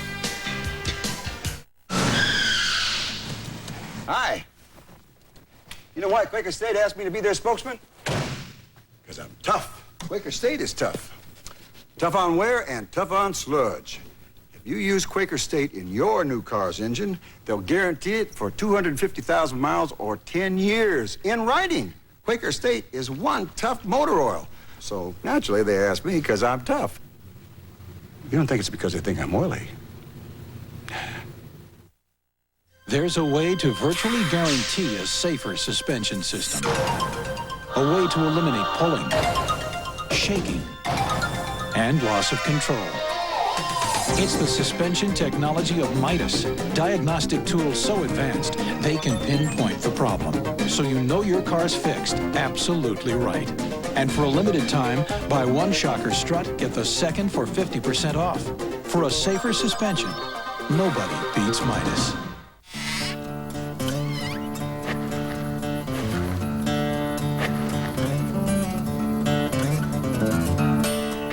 When you're looking to quench a serious thirst,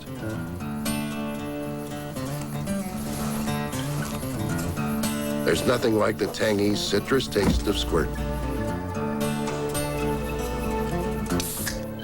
Give your thirst a Squirt. Regular or diet. Every summer weekend, millions of the smartest guys in America fire up their Murray mowers. What makes them so smart is that Murray's rated one of the best in quality and performance, with a 2-year warranty backed by 10,000 service dealers, at a price that's about half of other top quality mowers, which makes Murray mowers tough as they come, any way you cut it. The time has come for the cordless power roller from Wagner. It's so quick and easy it can cut painting time in half. So get your hands on a real value, because the value of Wagner keeps on rolling. Bob Jenkins, Ned Jarrett, Benny Parsons, John Kernan, and Dr. Jerry Punch back at the Haynes 500 in Martinsville, Virginia. We are nearing the 200-lap mark, and Alan Kulwicki in the Hooters Ford car number 7 is the leader of the race. There are currently 13 cars on the lead lap. Michael Waltrip, as we told you a few minutes ago, has rejoined the race. He's many laps down because of a lengthy pit stop. The Pennzoil Pontiac is running, and right behind him is Ricky Rudd in car number 5, who has gone a lap down. Yes, Kulwicki just, he might have put him 2 laps down. I don't know. And there's Dave Marcus in the 71 car. Qualified well, had big hopes, but lost a lap early with an unscheduled pit stop. And also many laps down is Derry Cope in the Purelator car. He had a good qualifying effort, but is out of contention in terms of a win. Here's the 9 of Dave Mader III, and right behind him is Davey Allison. Allison had a spin earlier, lost a lap. He's the NASCAR Winston Cup point leader, but he lost a lap in the spin, is now a lap down. Harry Gant's a lap down in the Skull Bandit Oldsmobile. That car just not working as well today as when he dominated the race here last September, the Goodies 500. There is the second place car of Ernie Irvin. It shows you how much of an advantage that Alan Kulwicki has on the field at the moment. Bill Elliott has gone on to pit road. I wouldn't say this is an unscheduled stop, Bob. There's a lot of cars beginning to slip and slide out there as he changes the right side tires on the Budweiser Ford. They're also going to change the left side tires. I think we'll see other pit stops here coming up before too long. It was sort of a last-minute decision, though. 4 tires, that's unusual that they would change 4 tires, but evidently the car just not handling the way Bill wanted it. And Kyle Petty is coming off the second corner as he leaves. He's going slow. He's got a right front tire flat. I think he may have bumped the wall over there in turn 2 or on the backstretch. In any case, he tries to get the car to the inside of the track. And Rusty Wallace going very slow up the backstretch going into turn 3. It's like Rusty's out of gas or something. I don't know. Here's what happened to Elliott. as Kulwicki came up to lap him. Kulwicki's on the outside in the 7 car. And Elliott just slides up the racetrack. I guess he got in the corner too hard trying to stay in front. And he just comes to the pits. He said, hey, these tires are not gripping. I'm going to the pits. And the caution is out. And Rusty Wallace behind the wall. Evidently, he's lost an engine and has went back behind the wall. One of those in the top 5, in fact, was running in 5th position. Rusty Wallace brings the Miller Genuine Draft Pontiac behind the wall as we're experiencing another caution period. The field pack being formed, and here comes the leader, Alan Kulwicki, in, and Kyle Petty pitting on the backstretch. Here's Jerry Punch. And the Hooters crew going to work on Alan Kulwicki's Ford Thunderbird. He would have pitted by scheduling around lap 200, or about 20 laps early if they don't mind, because the cars were beginning to slip and slide. Bob, as you had said earlier, they now change right side. They have changed left side tires. The Ford car, the Kodak crew, the Chevrolet crew, Tony Glover, they're working now on the left side, jacking the left side up of Ernie Irvin. Kulwicki's car down on the way. You hear him put it back in gear. Looking down pit road, you see a lot of activity down pit road. The Valvoline crew now working on Mark Martin's car. Here is Ernie Irvin moving to the right. He will move down pit road. Remember the speed, 35 miles per hour. And now, once again, Mark Martin off the jack, and he too will make his way back to turn 1. Irvin out second. Then comes Brett Bodine, Dale Earnhardt, and Darrell Waltrip just made it out ahead of Martin. Here's John Kernan on the backstretch. Well, a break for the Wood brothers. They had gone only right side tires last time. The car was beginning to fade on those worn left side tires. They were going to come in and pit in 10 laps anyway, and they got a big break here as they were close to losing a lap to Alan Kulwicki was running so well. It's a 4-tire change on Morgan Shepherd. He gets out. Eddie Wood, though, said because of the caution, their strategy of doing 2 tires earlier still was the right call, because now there are, what, 12, 13 cars on the lead lap? 13 when we went to caution, and as they came out of the pit area here on the main straightaway, watch the collision, or at least a near collision, involving Darrell Waltrip and Mark Martin. Field under caution as everybody has now received new tires and gas. We're getting set for another restart in the Hayes 500 at Martinsville Speedway in Virginia. Right back. We got a problem. Any ideas? I've got a contact, sir. Well, get on it then. Get him here now.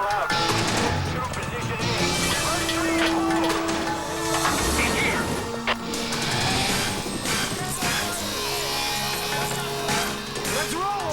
Go, go, go! Where'd you find him? He's been with the organization for a while. Nice job, sir. With years of training, Napa Auto Care technicians provide a secret service everyone should know about.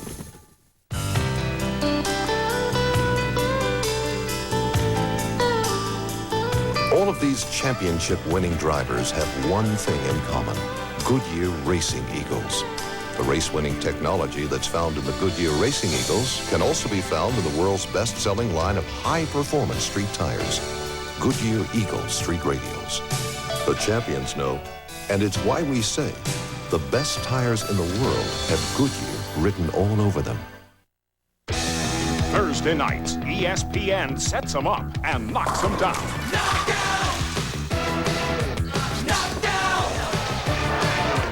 Knockdown Thursday, ESPN.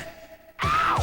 Every week, roll with the punches on ESPN. First with the women of the Ladies Pro Bowlers Tour, and then with the hard-hitting action of top-ranked boxing. Knockdown Thursday, ESPN. Hey!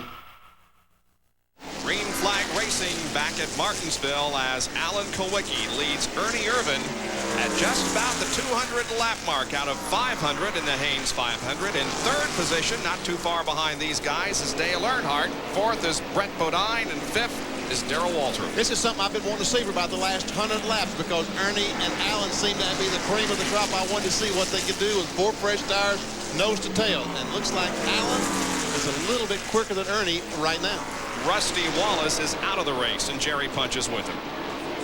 After running the top 5 most of the day, Rusty, you're behind the wall. What happened? It burned a bearing in the engine. Car ran great. It was really running well, and all of a sudden the caution flake flew.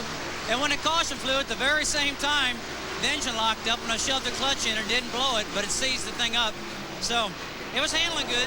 The Miller Genuine Draft car is doing fine, just we can't get that rhythm yet. But everybody hang in here with us, because we'll get it. It's just slow coming. Rusty Wallace calls it a day here at Martinsville. Bob? And the battle rages on for first position as Irvin pulled to the inside and tried to challenge Allen for the top spot, coming on 4, but Allen maintains the lead. The Grand Marshal of the Haynes 500 here at Martinsville this weekend is the outstanding quarterback for the Cincinnati Bengals, Boomer Esiason. He's joined us in the booth. Hi, Boomer. How you doing, guys? All right, good. Great. Enjoying it? This is unbelievable for all those race fans who've never actually seen a race like myself in person until this time. You got to come out here and see this. This is one just basket full of excitement. I'll tell you, this is unbelievable. This is a 2-minute drill every lap, isn't it? Well, I'll tell you, these drivers, they have to concentrate every step of the way.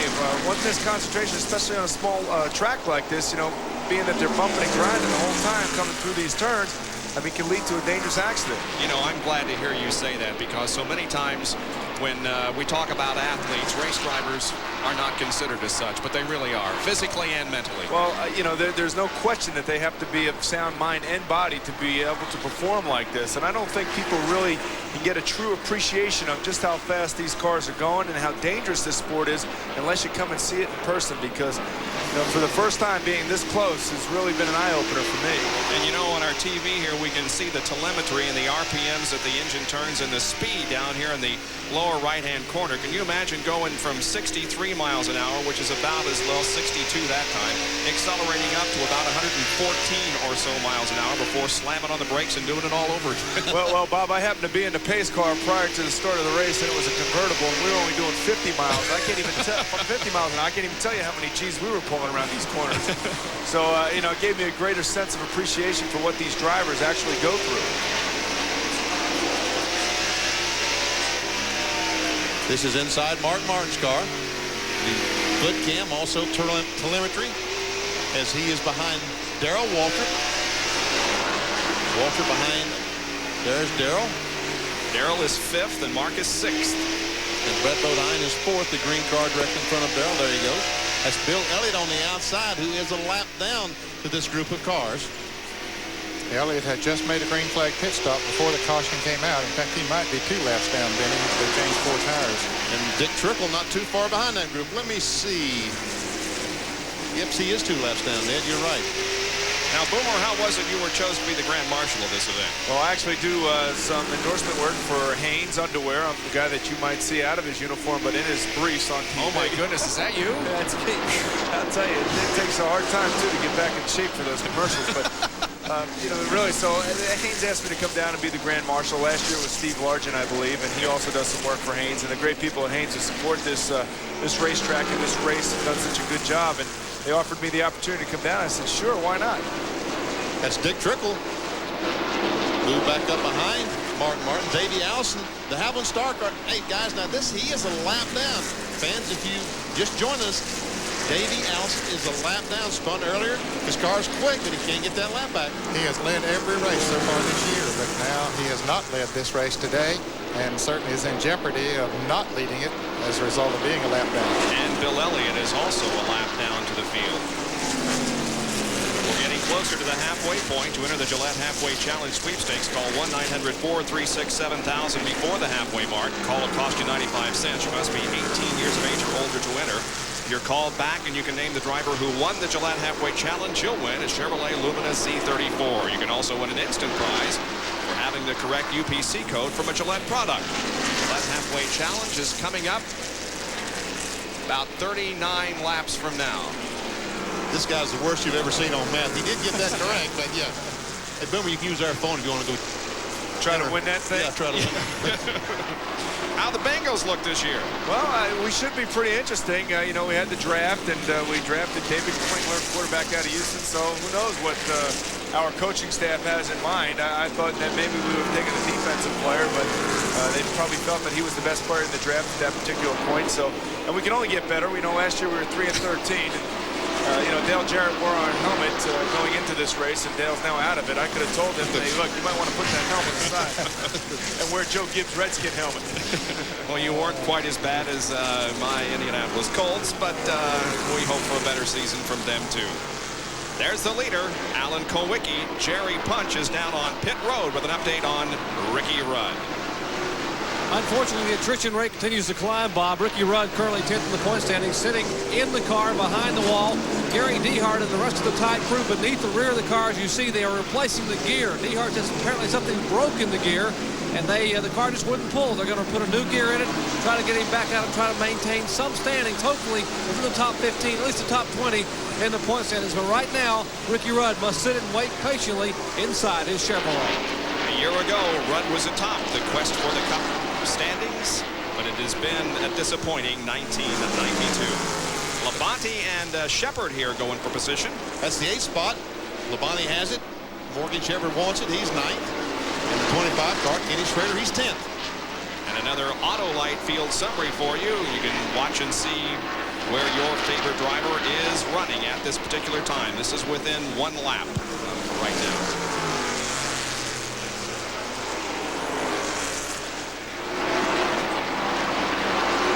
Shepard went high there, and Schrader got by, and there's Sterling Marlin about to go by Shepard as well. And there's a whole bunch of traffic ahead of the leader, Alan Kulwicki, as he comes off of turn number 4 and sees Bobby Hamilton and Richard Petty and Dave Mader and Ted Musgrave and Rick Mast all ahead of him. Now, Ernie Irvan hasn't been able to do anything with Kulwicki when they were running out by themselves. In fact, Kulwicki looked like he was pulling away a little bit. Let's see what he can do with him in traffic. Probably not much. Closes up right on the back bumper. Well, I said on the back bumper. 3 car lengths looks like the back bumper Kulwicki's been running. The hood on the right side of that 4 car is bowed as it is on the 33 car. We noticed that a little bit earlier. And, something hasn't connected right on the hood. Probably had a little bump out there somewhere and knocked the front end up a little bit. It doesn't affect the running or handling of it. Hamilton going by the Mader car. I thought he'd moved over to let the 7 car go by, but instead he went by, and that's allowed Ernie Irvan to close up right on the back bumper off Kulwicki. Now he is on the back bumper, that's for sure. Hamilton wants to stay in front as long as he possibly can in case the caution comes out. He gets to go all the way around the racetrack. There, he's going to go by. Rick Mast moves over to let the leaders go. Hamilton takes advantage and dives on the outside. Here comes Ernie on the inside. Got position. Has to back off. Who are you pulling for, Boomer? Anybody in particular? Well, I'll tell you, I have some friends that are in the Maxwell House crew and also the Budweiser crew, Bill Elliott, Sterling Marlin. So I had a chance to talk to Sterling this morning and gave me a once-over of his Maxwell House car. So I would imagine since Dale Jarrett is not racing in this race any longer, that those 2 would have to be my favorites, along with obviously the king, Richard Petty, who I might add, when I met him, I had a little weak knee. You know, meeting a legend like that, I mean, it's kind of amazing. He's quite a guy. He sure is. 224 laps have been completed, and Alan Kulwicki continues to lead, holding off the challenge of Ernie Irvan. Earnhardt is 3rd, followed by Brett Bodine. We'll be right back. Imagine the perfect vehicle just for you. Then create it at the Van House. Let our design specialists put your ideas in motion with a van, pickup, or handicapped conversion exactly as you want it. Personalized service, handmade quality, and value that you've dreamed about.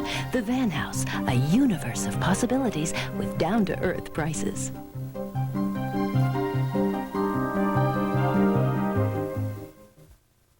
Ahoy, Tidewater. This is Adrian Karsten of ESPN, inviting you to tune in for the 28th defense of the oldest trophy in international sports, the America's Cup. Watch ESPN and experience the thrill as skippers, tacticians, and crew battle the wind and sea as America answers the challenge. America's Cup 92, here on ESPN. America's Cup action. Brought to you in part by Hampton Roads Chrysler Plymouth Dealers.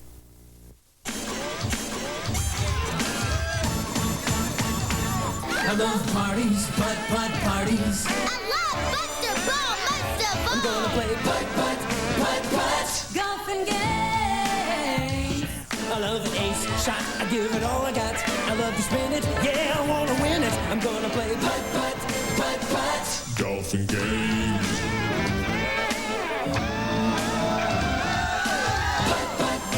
Putt. Alan Kowicki, who is still leading as we near the halfway point. Ernie Irvin still running about 5-6 car lengths behind. Well, we've been talking with Boomer Esiason, the Grand Marshal of this event here in the booth. And before we do any more talking with him, we want to show you what he and Benny did here at Martinsville recently. You are not going to believe this, folks. Well, Benny, I got to tell you, I got an excellent opportunity here to work with you. And you being the stature that you are in the race world, and me and Jim Riggs as football players, we can really help you lose that little extra poundage you got around your waist. You noticed that, huh? I noticed that. I heard that you've been one to belly up to the buffet every now and then. I busted a few or two, yeah. Okay, well, good. I'm going to put you through a workout through Jim because I'm going to tell him what to do. That's what I usually do on the football field, and that's what we're going to do. We're going to lose some of this stuff. I'll keep the ball down here. All right, sounds good. All righty, Jim? All right, let's go do it, man. Okay, Benny, the first exercise is going to be the ropes. This is going to be used to warm you up before we get into the heavy stuff. You ready? Just watch Jim and you do the same thing. Okay. Go, Jim. Go, baby. Look at those feet move. Look at those feet move. Okay, Benny, you go. Go, baby. Come on, Benny. Come on, Benny. Come on, man. Come on. You can do it faster. All right. Okay, Benny, our next exercise is going to be hitting a tackling dummy. The object here is to stay in a three-point stance and to hit it nice and low and explode up into it and hit it to the ground. So watch Jim. Jim's going to go on set. Down, set.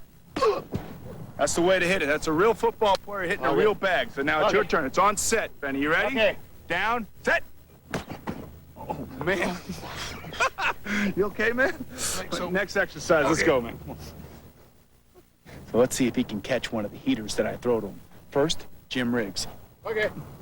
Okay, Benny, you ready? I'm ready for it. Jerry Rice, my foot. Yeah, I didn't think so. How about some donuts? There, now he really becomes the next Jerry Rice. All right, way to go. Boomer and Benny, ladies and gentlemen. Benny, thanks for being such a good sport. Oh, man, that was so much fun. Now, Benny, tell the fans, really, you really dropped that ball. You weren't really trying to catch it, were you? Hey, I had it. I mean, no, I was just wanted to look like an idiot, like I normally do. But they didn't call him fingers for nothing when he was driving race cars. Well, I'll tell you, though, I had a good time doing that. You know, the folks here at Martinsville have really been wonderful, so. And we have a fire in one of the cars. Looks like it's Wally Dallenbach. 5 laps, by the way, to the halfway point. This is in the pit area on the backstretch, so does not have any effect on what's going on the racetrack. And Alan Kowicki is almost completing lap 246, and now there are 4 more laps to the halfway point. It looks to me like someone told Ernie Irvin, look, the halfway point is 4 laps from now. It's $10,000 because, look, he's closing up on the back bumper of Kowicki. Irvin will get a run here at it. Boom, you think that 4 car catches 7? Well, I like the 7. You know, partial number 7. So, okay. You know, almost your color too, right? Right. You know, orange and white. Almost. And plus, it's, you know, it's a Hooters car. Come on. 3 more laps. I see that fire in the pit. You know, I can't ever remember the last time I came to the sideline and had a fire on the sideline. So it's a whole other thing you got to deal with. They use the brakes so much that they build up so much heat that they just literally catch on fire. That's more prevalent on a small track like this. Is that not right? Exactly. Flat tracks where they use the brakes so much. Look, he is 1 car length away, a lap and a half to go. $10,000. And they're coming up on traffic. Boomer, if you get a chance, watch us next Sunday afternoon at Talladega, which is a little over 2.5 miles. And there, under ideal conditions, you just stand on the gas and go around it and never even touch the brake. It's quite different in this kind of racing. The nice thing about this racing, though, is the intimacy in which the fans are right on top of the track. Yep. Here we go. Here's Alan Kowicki coming off turn number 4, and there is the halfway point. Our leader at the halfway point is Alan Kowicki. He takes home $10,000 in the Gillette Halfway Challenge Award. If you've entered the contest and are called back and you can correctly identify him as the winner of the Gillette Halfway Challenge, you could win the Chevrolet Lumina C34. Alan Kowicki, the leader at the halfway point here at Martinsville. And look, it looks to me like Ernie Irvin has backed up 2 car lengths since the halfway point. He tried to win that 10 grand. When he couldn't do it, he's going to save his car now.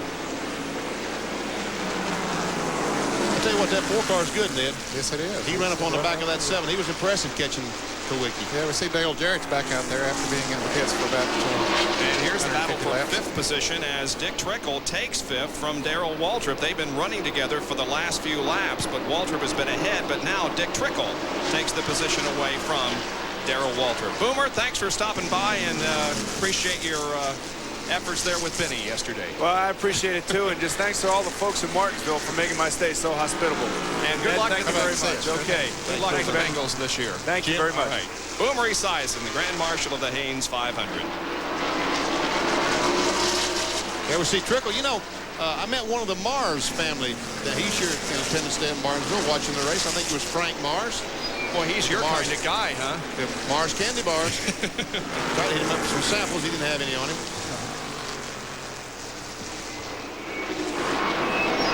And John Kernan has a story on Darrell Waltrip's progress. John?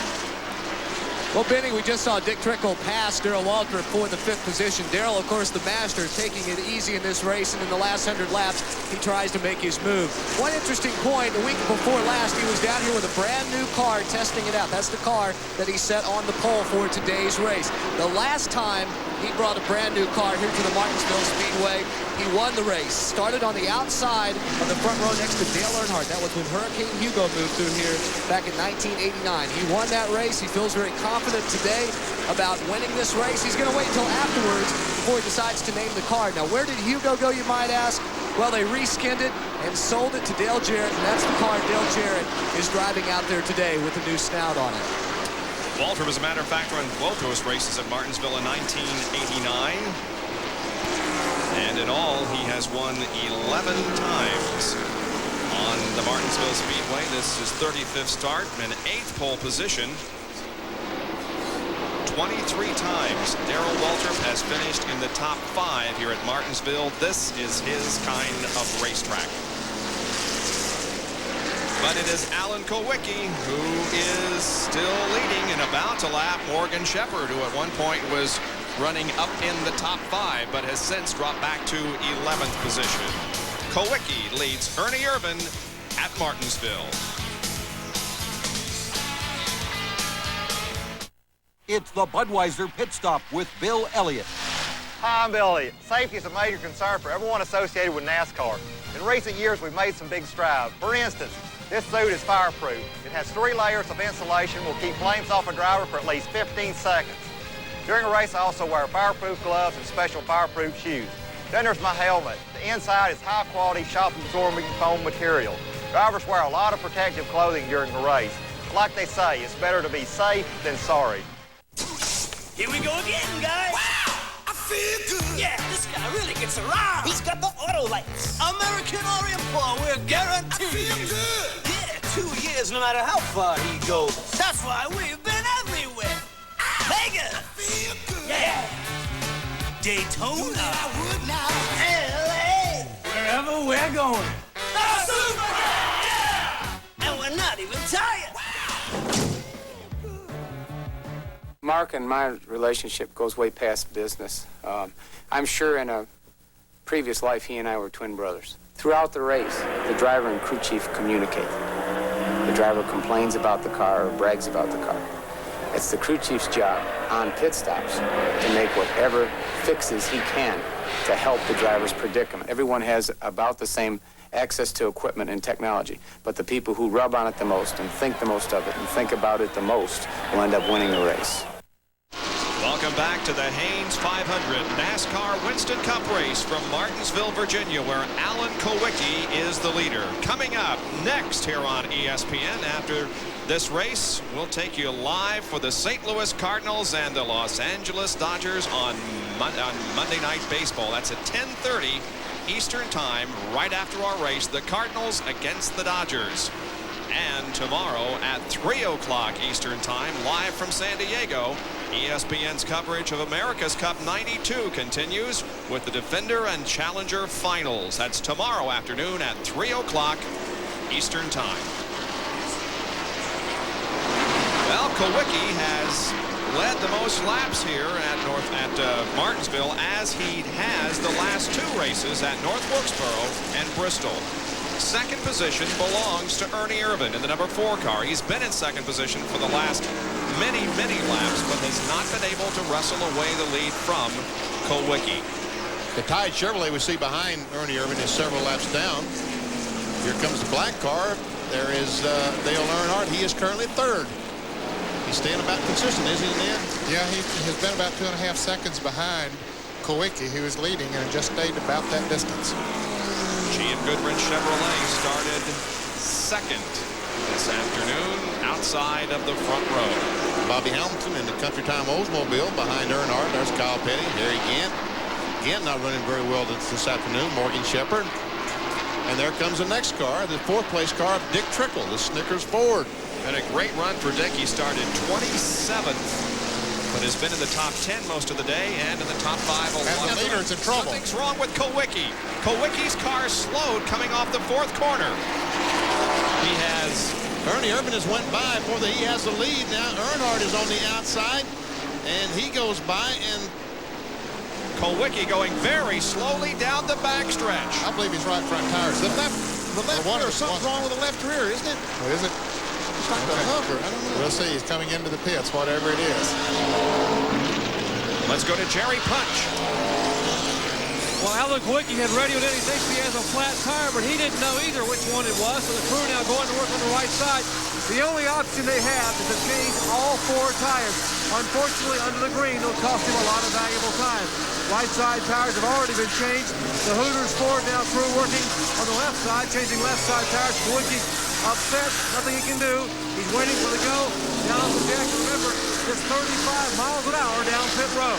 And because of that, Jerry, I believe he's going to lose 2 laps because here comes Irvan off of corner number 4. It's going to be close. Allen lost 1 lap while he was in the pits and is going to come very close to losing 2, but will not lose the 2nd lap. There's something still wrong with the car. Yeah. The car is not at speed.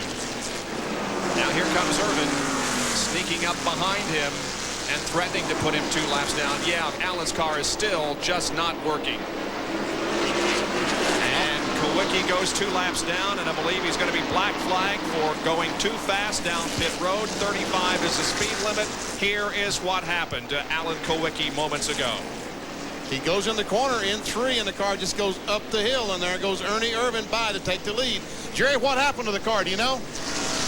Now they are speculating, Benny, that he may have broken an axle in the car number 7. He only has 1 wheel pulling coming off the corner. That's why he's not back up to speed. The crew now getting set to bring Alan Kulwicki behind the wall. And what a tough break after this car being so dominant on the short track the past couple of races at Bristol and Wilkesboro. To have this problem happen, they are waiting now for Kulwicki to bring that car behind the wall and take a look at the rear end area.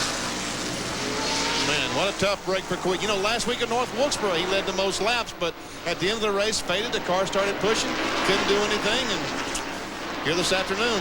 He's getting the black flag right now, and Ernie Irvan is the leader. So Chevy is up front.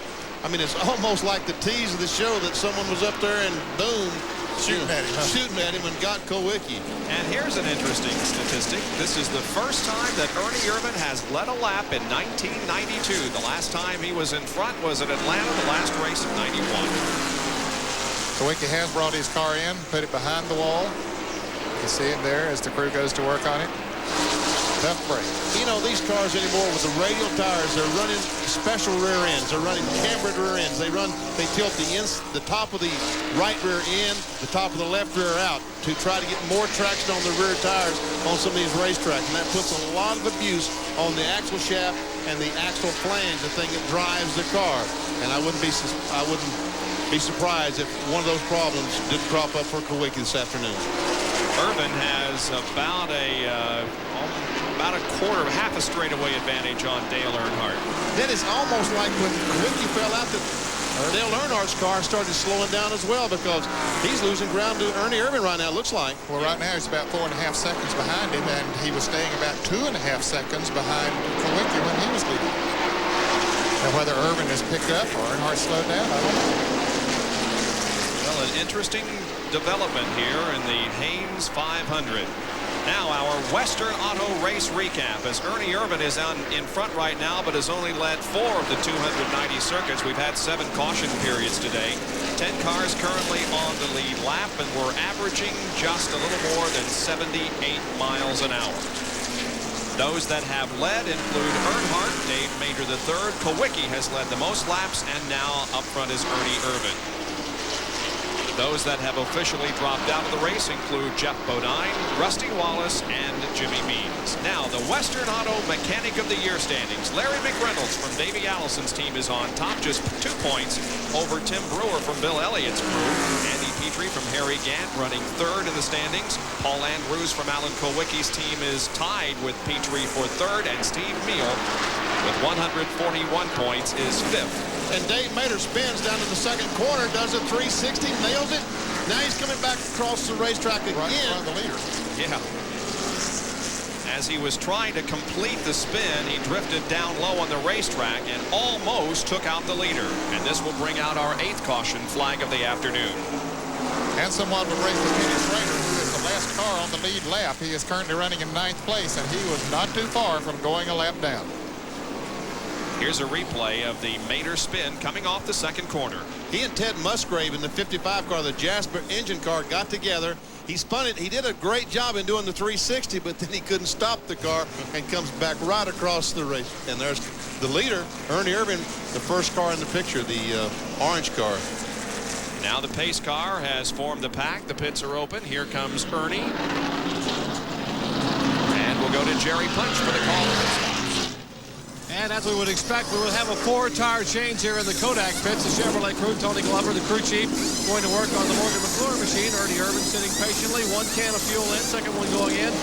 And these crews aren't too upset about having a chance to come in under caution. They were concerned on the track getting awfully slippery and awfully greasy. 3 on the bottom of your screen, that's Earnhardt's Good Race Chevrolet crew. Now going to the left side of that car, the Flying Aces led by Kirk Shelmerdine, changing left side tires, while Ernie Irvan further up pit road has changed all 4 tires and is headed back toward turn 1. Earnhardt is out, and you'll hear the crowd roar as Earnhardt able to make it back to turn 1, and Dick Trickle's made it into the back pits. Let's go to John Kernan. Trickle, a great run in the 3rd position. Will be a 4-tire change for Ken Wilson and the crew. Right sides are already on. They swing the jack around and go to work on the left side. Can of fuel going in. He is full of fuel. Now the tires going on. The left side, Trickle, as we see cars spinning down or coming down the back stretch. Mark Martin is already out. Trickle pitting in on the back stretch, went from 3rd and several positions back just by virtue of pitting back here. And here on the main straightaway, meanwhile, one of the cars that is going to go a lap down is Darrell Waltrip. They've stopped him because he just wasn't in position when the pace car arrived at the line, and so Waltrip goes a lap down. Here's a replay from Ted Musgrave's side cam. Now watch this. He's going to go inside the 9 car. The 9 car is going to go down, and around goes the 9. Boy, it doesn't take much of a bump. You're almost out of control going around the turns anyway. 303 laps completed, just a little less than 200 to go as we were under our 8th caution of the day here at Martinsville. Today, performance cars come in a variety of designs, sizes, and even prices. So do Goodyear Eagles, the world's most successful line of performance tires. There are all-season Goodyear Eagles, new ultra-performance Goodyear Eagles. There are Goodyear Eagles for the classic and for the contemporary. No matter what performance car you own, there's a Goodyear Eagle priced for you. It's another reason we say the best tires in the world have Goodyear written all over them. Red Devil enamel. You can always count on its durable finish. Harder than ordinary paints, its beauty lasts and lasts. Red Devil enamel for the finish of a lifetime. Boy, I had kind of a big year in my garden. So we're going to be making a lot of salads at Wendy's. It'll be a nice change of pace. Taco salads with rich and meaty chili, deluxe garden salad, and a delicious new grilled chicken salad with a breadstick. My daughter Wendy's idea. Made fresh every day because that's the way they're best. It's Dave's Salad Days at Wendy's. 5 salads that are fresh, fast, and ready to go. I think I used too much water. If you want to run with the best, don't show up with ordinary tools. These guys certainly don't. 1,600 Craftsman hand tools, made in America, guaranteed forever. Glad you could join us for ESPN Speed World coverage of the Haynes 500 NASCAR Winston Cup race. We are set to go back to green as the sellout crowd is still standing, cheering as the green flag comes out, and Dale Earnhardt is at the front of the pack, closely followed by Irvin, Brett Bodine, Mark Martin, and Dick Trickle. This is the first time Earnhardt has been out front since he led in the early part. He took the lead on the first lap and led until the first pit stops. But he's back in the pack ever since then. Of course, he was running second. Here's Mark Martin going on the inside of Brett Bodine. Takes that spot away. It's like Bodine has some kind of problem or something, or he got the car out of shape or something, because Martin passed with ease. Yeah, I noticed Brett, as he came off the second corner down the backstretch, just wasn't running very well. Hey, there's LaFonte, and he too is running very well. And Jerry Punch can update us on Alan Kowicki, and we'll do that in a moment. We'll keep an eye on Irvin as he threatens to take the lead away from Dale Earnhardt. Earnhardt is on the outside. Irvin trying to get to the inside. Dale holding off the challenge at the moment. Yep, he's going to hold it this lap. But he goes up. Now Ernie's going to come back on the inside. They should be almost in trouble. Dick Trickle spins coming off of turn 4. That's into the infield in turn number 4. The leaders did not take the caution flag, but let's see. Meanwhile, NASCAR is watching Trickle, see if he gets his car rolling, so there will be no caution flag. Nope. Trickle is moving, and so no caution. Here comes Irvin challenging once again Dale Earnhardt, but Dale successfully holds him off. Dale is getting a good grip up in the... We see Ernie get the car sideways down on the bottom of the racetrack. And here's a replay of Dick Trickle's spin. Looks like he got just a little help from the 26 car, Brett Bodine, who got hit from behind by the 94 car, who probably got hit because he was hit. So it was a chain reaction of events that caused Trickle to spin to the infield grass. Now we'll continue to watch this situation between Earnhardt and Irvin as Jerry updates us on Allen. They are still working on the Hooters Ford. Alan Kowicki is out of the car, walking around, and apparently it was not an axle problem. They had stripped the drive plate. So Benny Parsons' speculation was correct. They used the cambered rear ends, and in Richmond early in the year, a number of teams have problems with the drive plate. That was exactly what the problem was in the right rear of the Hooters Ford. Once again, Irvin moves alongside to challenge Dale Earnhardt. They're side by side down through the main straightaway. Irvin, I believe, is going to get the lead away from Earnhardt. They're still side by side, neck and neck. Ernie's able to go through the middle of the corner better, but Earnhardt gets a great jump off the corner, accelerates back up alongside of Ernie. Once again, we see Ernie go through the middle of the corner so much better, but here comes Earnhardt back on the outside again. Well, the folks in Detroit are saying, all right, at least those concerned with General Motors products, because two Chevys are battling for the lead. But coming on in third position is the Ford of Mark Martin. Yeah, while they were battling side by side, he was enjoying that because he was creeping up on them every lap around the track. He not only was watching a good race, but he said, keep doing that, fellas. I'll catch you. And Ernie did it the hard way, 1 foot at a time. And this is the view that Mark Martin had of that battle for first. This is the roof cam. And you can see how close he is to second place Earnhardt.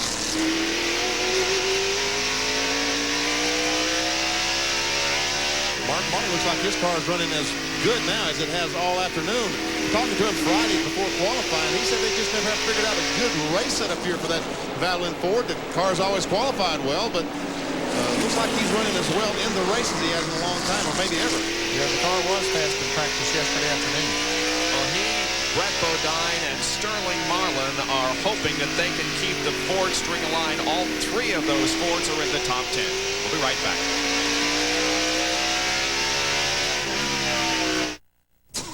Here we go again, guys. Wow, I feel good. Yeah, this guy really gets around. He's got the auto lights. American Orient Paul, we're guaranteed. I feel good. Yeah, 2 years, no matter how far he goes. That's why we've been everywhere. Vegas. I feel good. Yeah.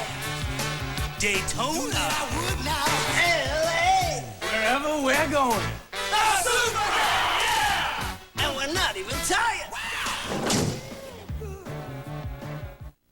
Al Unser Jr. knows the corkscrew at Laguna Seca with his eyes closed. Fortunate, considering it's a blind turn. Mark Martin knows if he lets someone cross his wake at 200 miles per hour, his car may be doing the lambada. And Joe Amato knows that at 296 miles per hour, he must pull his chute at precisely the right moment to keep from becoming an astronaut. Apparently, it is what you know. We're riding with Mark Martin, who is in third position in this Haynes 500. He's behind second place Dale Earnhardt, and the leader of this event at the moment, that's Ernie Irvan. Our Speed World coverage is being brought to you by Valvoline. People who know use Valvoline.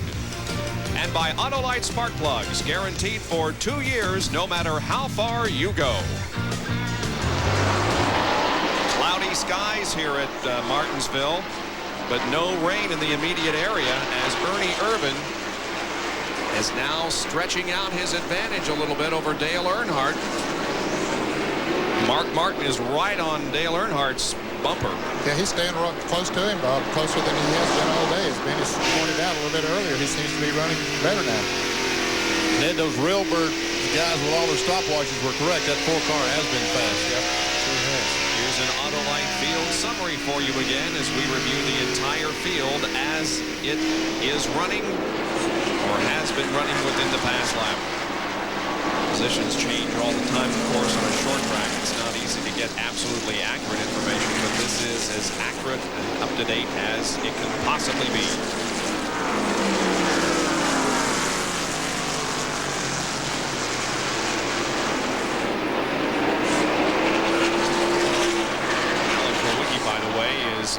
On pit road. He was back out on the racetrack for a while, but he's gone on to pit road once again as they try to sort out the problems in that car that led for many, many laps. And he did not get back up to speed, full speed, Bob, when he went back out on the racetrack. He lost a couple of laps, even 10 laps or so out there, just was not up to speed, but maybe they have got him squared away now, but he was about 32 laps down when he came back out on the racetrack, so now he must be 36 or 37 laps down. He returns to competition once again. He's 35 laps down. There's Earnhardt directly in front. Mark Martin about went forward. Dr. Jerry Punch can update us on the problems that have been plaguing Alan Kulwicki. Once again, the story is not good. They worked on the drive plate area in the right rear of the car. He went back on the racetrack, but as you documented, he did not get back to full speed. Kulwicki has complained the car feels like the rear end is tilting in the corners and going in and out, particularly coming out of turn 2. The car has a vibration. They brought him back on pit road moments ago, looked at it. Everything seemed to be okay. They checked the wheel for any looses, looked at the rear end. He said, hey, let's go out and ride it out and try to collect some points. Alan Kulwicki, of course, is very interested in Winston Cup points. He was 5th in the standings coming into this event, but only 7 behind Terry Labonte, who was 4th. And now Mark Martin, once again, is within a car length or so of second place Earnhardt as Irvan is still leading. And Terry Labonte was having another great run. He was up about 6 or 7 spots, but about 10 or 15 laps ago, he slowed down some, didn't he, Ned, the 94 car? Yeah, it looks like he might have lost a cylinder or something. Then he just slowed down. He's still running and still getting around pretty good, still in the lead lap, but he's certainly off pace from what he was. There's the 4th place car, the Quaker State 4, driven by Brett Bodine. He has been in the top 5 just about all day. Started 3rd. Brett has had a good run this afternoon. It's not a great run, just a good run. And Sterling Marlin is also having a good run today. He's 5th. He hasn't talked too much about him, but he's run a clean race. I don't see hardly a mark on that car. It's about 8.5 seconds behind the leader. Brett Bodine is about 6 seconds behind Ernie Irvan. Finished 28th and 14th in the 2 races here at Martinsville last year. We continue our pan back. We see Darrell Waltrip and Davey Allison battling for position. They're each a lap down, but then your 6th place car is Kenny Schrader, Kodiak Chevrolet, who is on the lead lap. Behind him is Bill Elliott, who's a couple of laps down. He Bill Elliott made a pit stop, changed 4 tires, and lo and behold, no sooner did he get through with the pit stop than the caution flag came in. There's Bill Elliott. He is 14th, 3 laps down to the leader.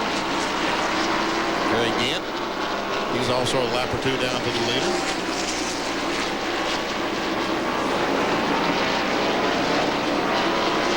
And there is Dick Trickle. And he is 8th, and he is the last car on the lead lap. So that makes Davey Allison in 9th place and Darrell Waltrip in 10th place. They're each of that pace. Dick Trickle spun. Well, 15-20 laps ago, coming off turn 4, there was no caution flag, and that's one reason he's almost a lap down to Ernie Irvin. Yeah, Irvin is creeping up on him a little bit, Benny. He was not too far in front of Irvin when he got righted and headed back into competition, but Ernie is gradually creeping up on him a little bit. He's right now just about a second behind Trickle, so Trickle would love to see a caution. Putting another lap on Ted Musgrave in the 55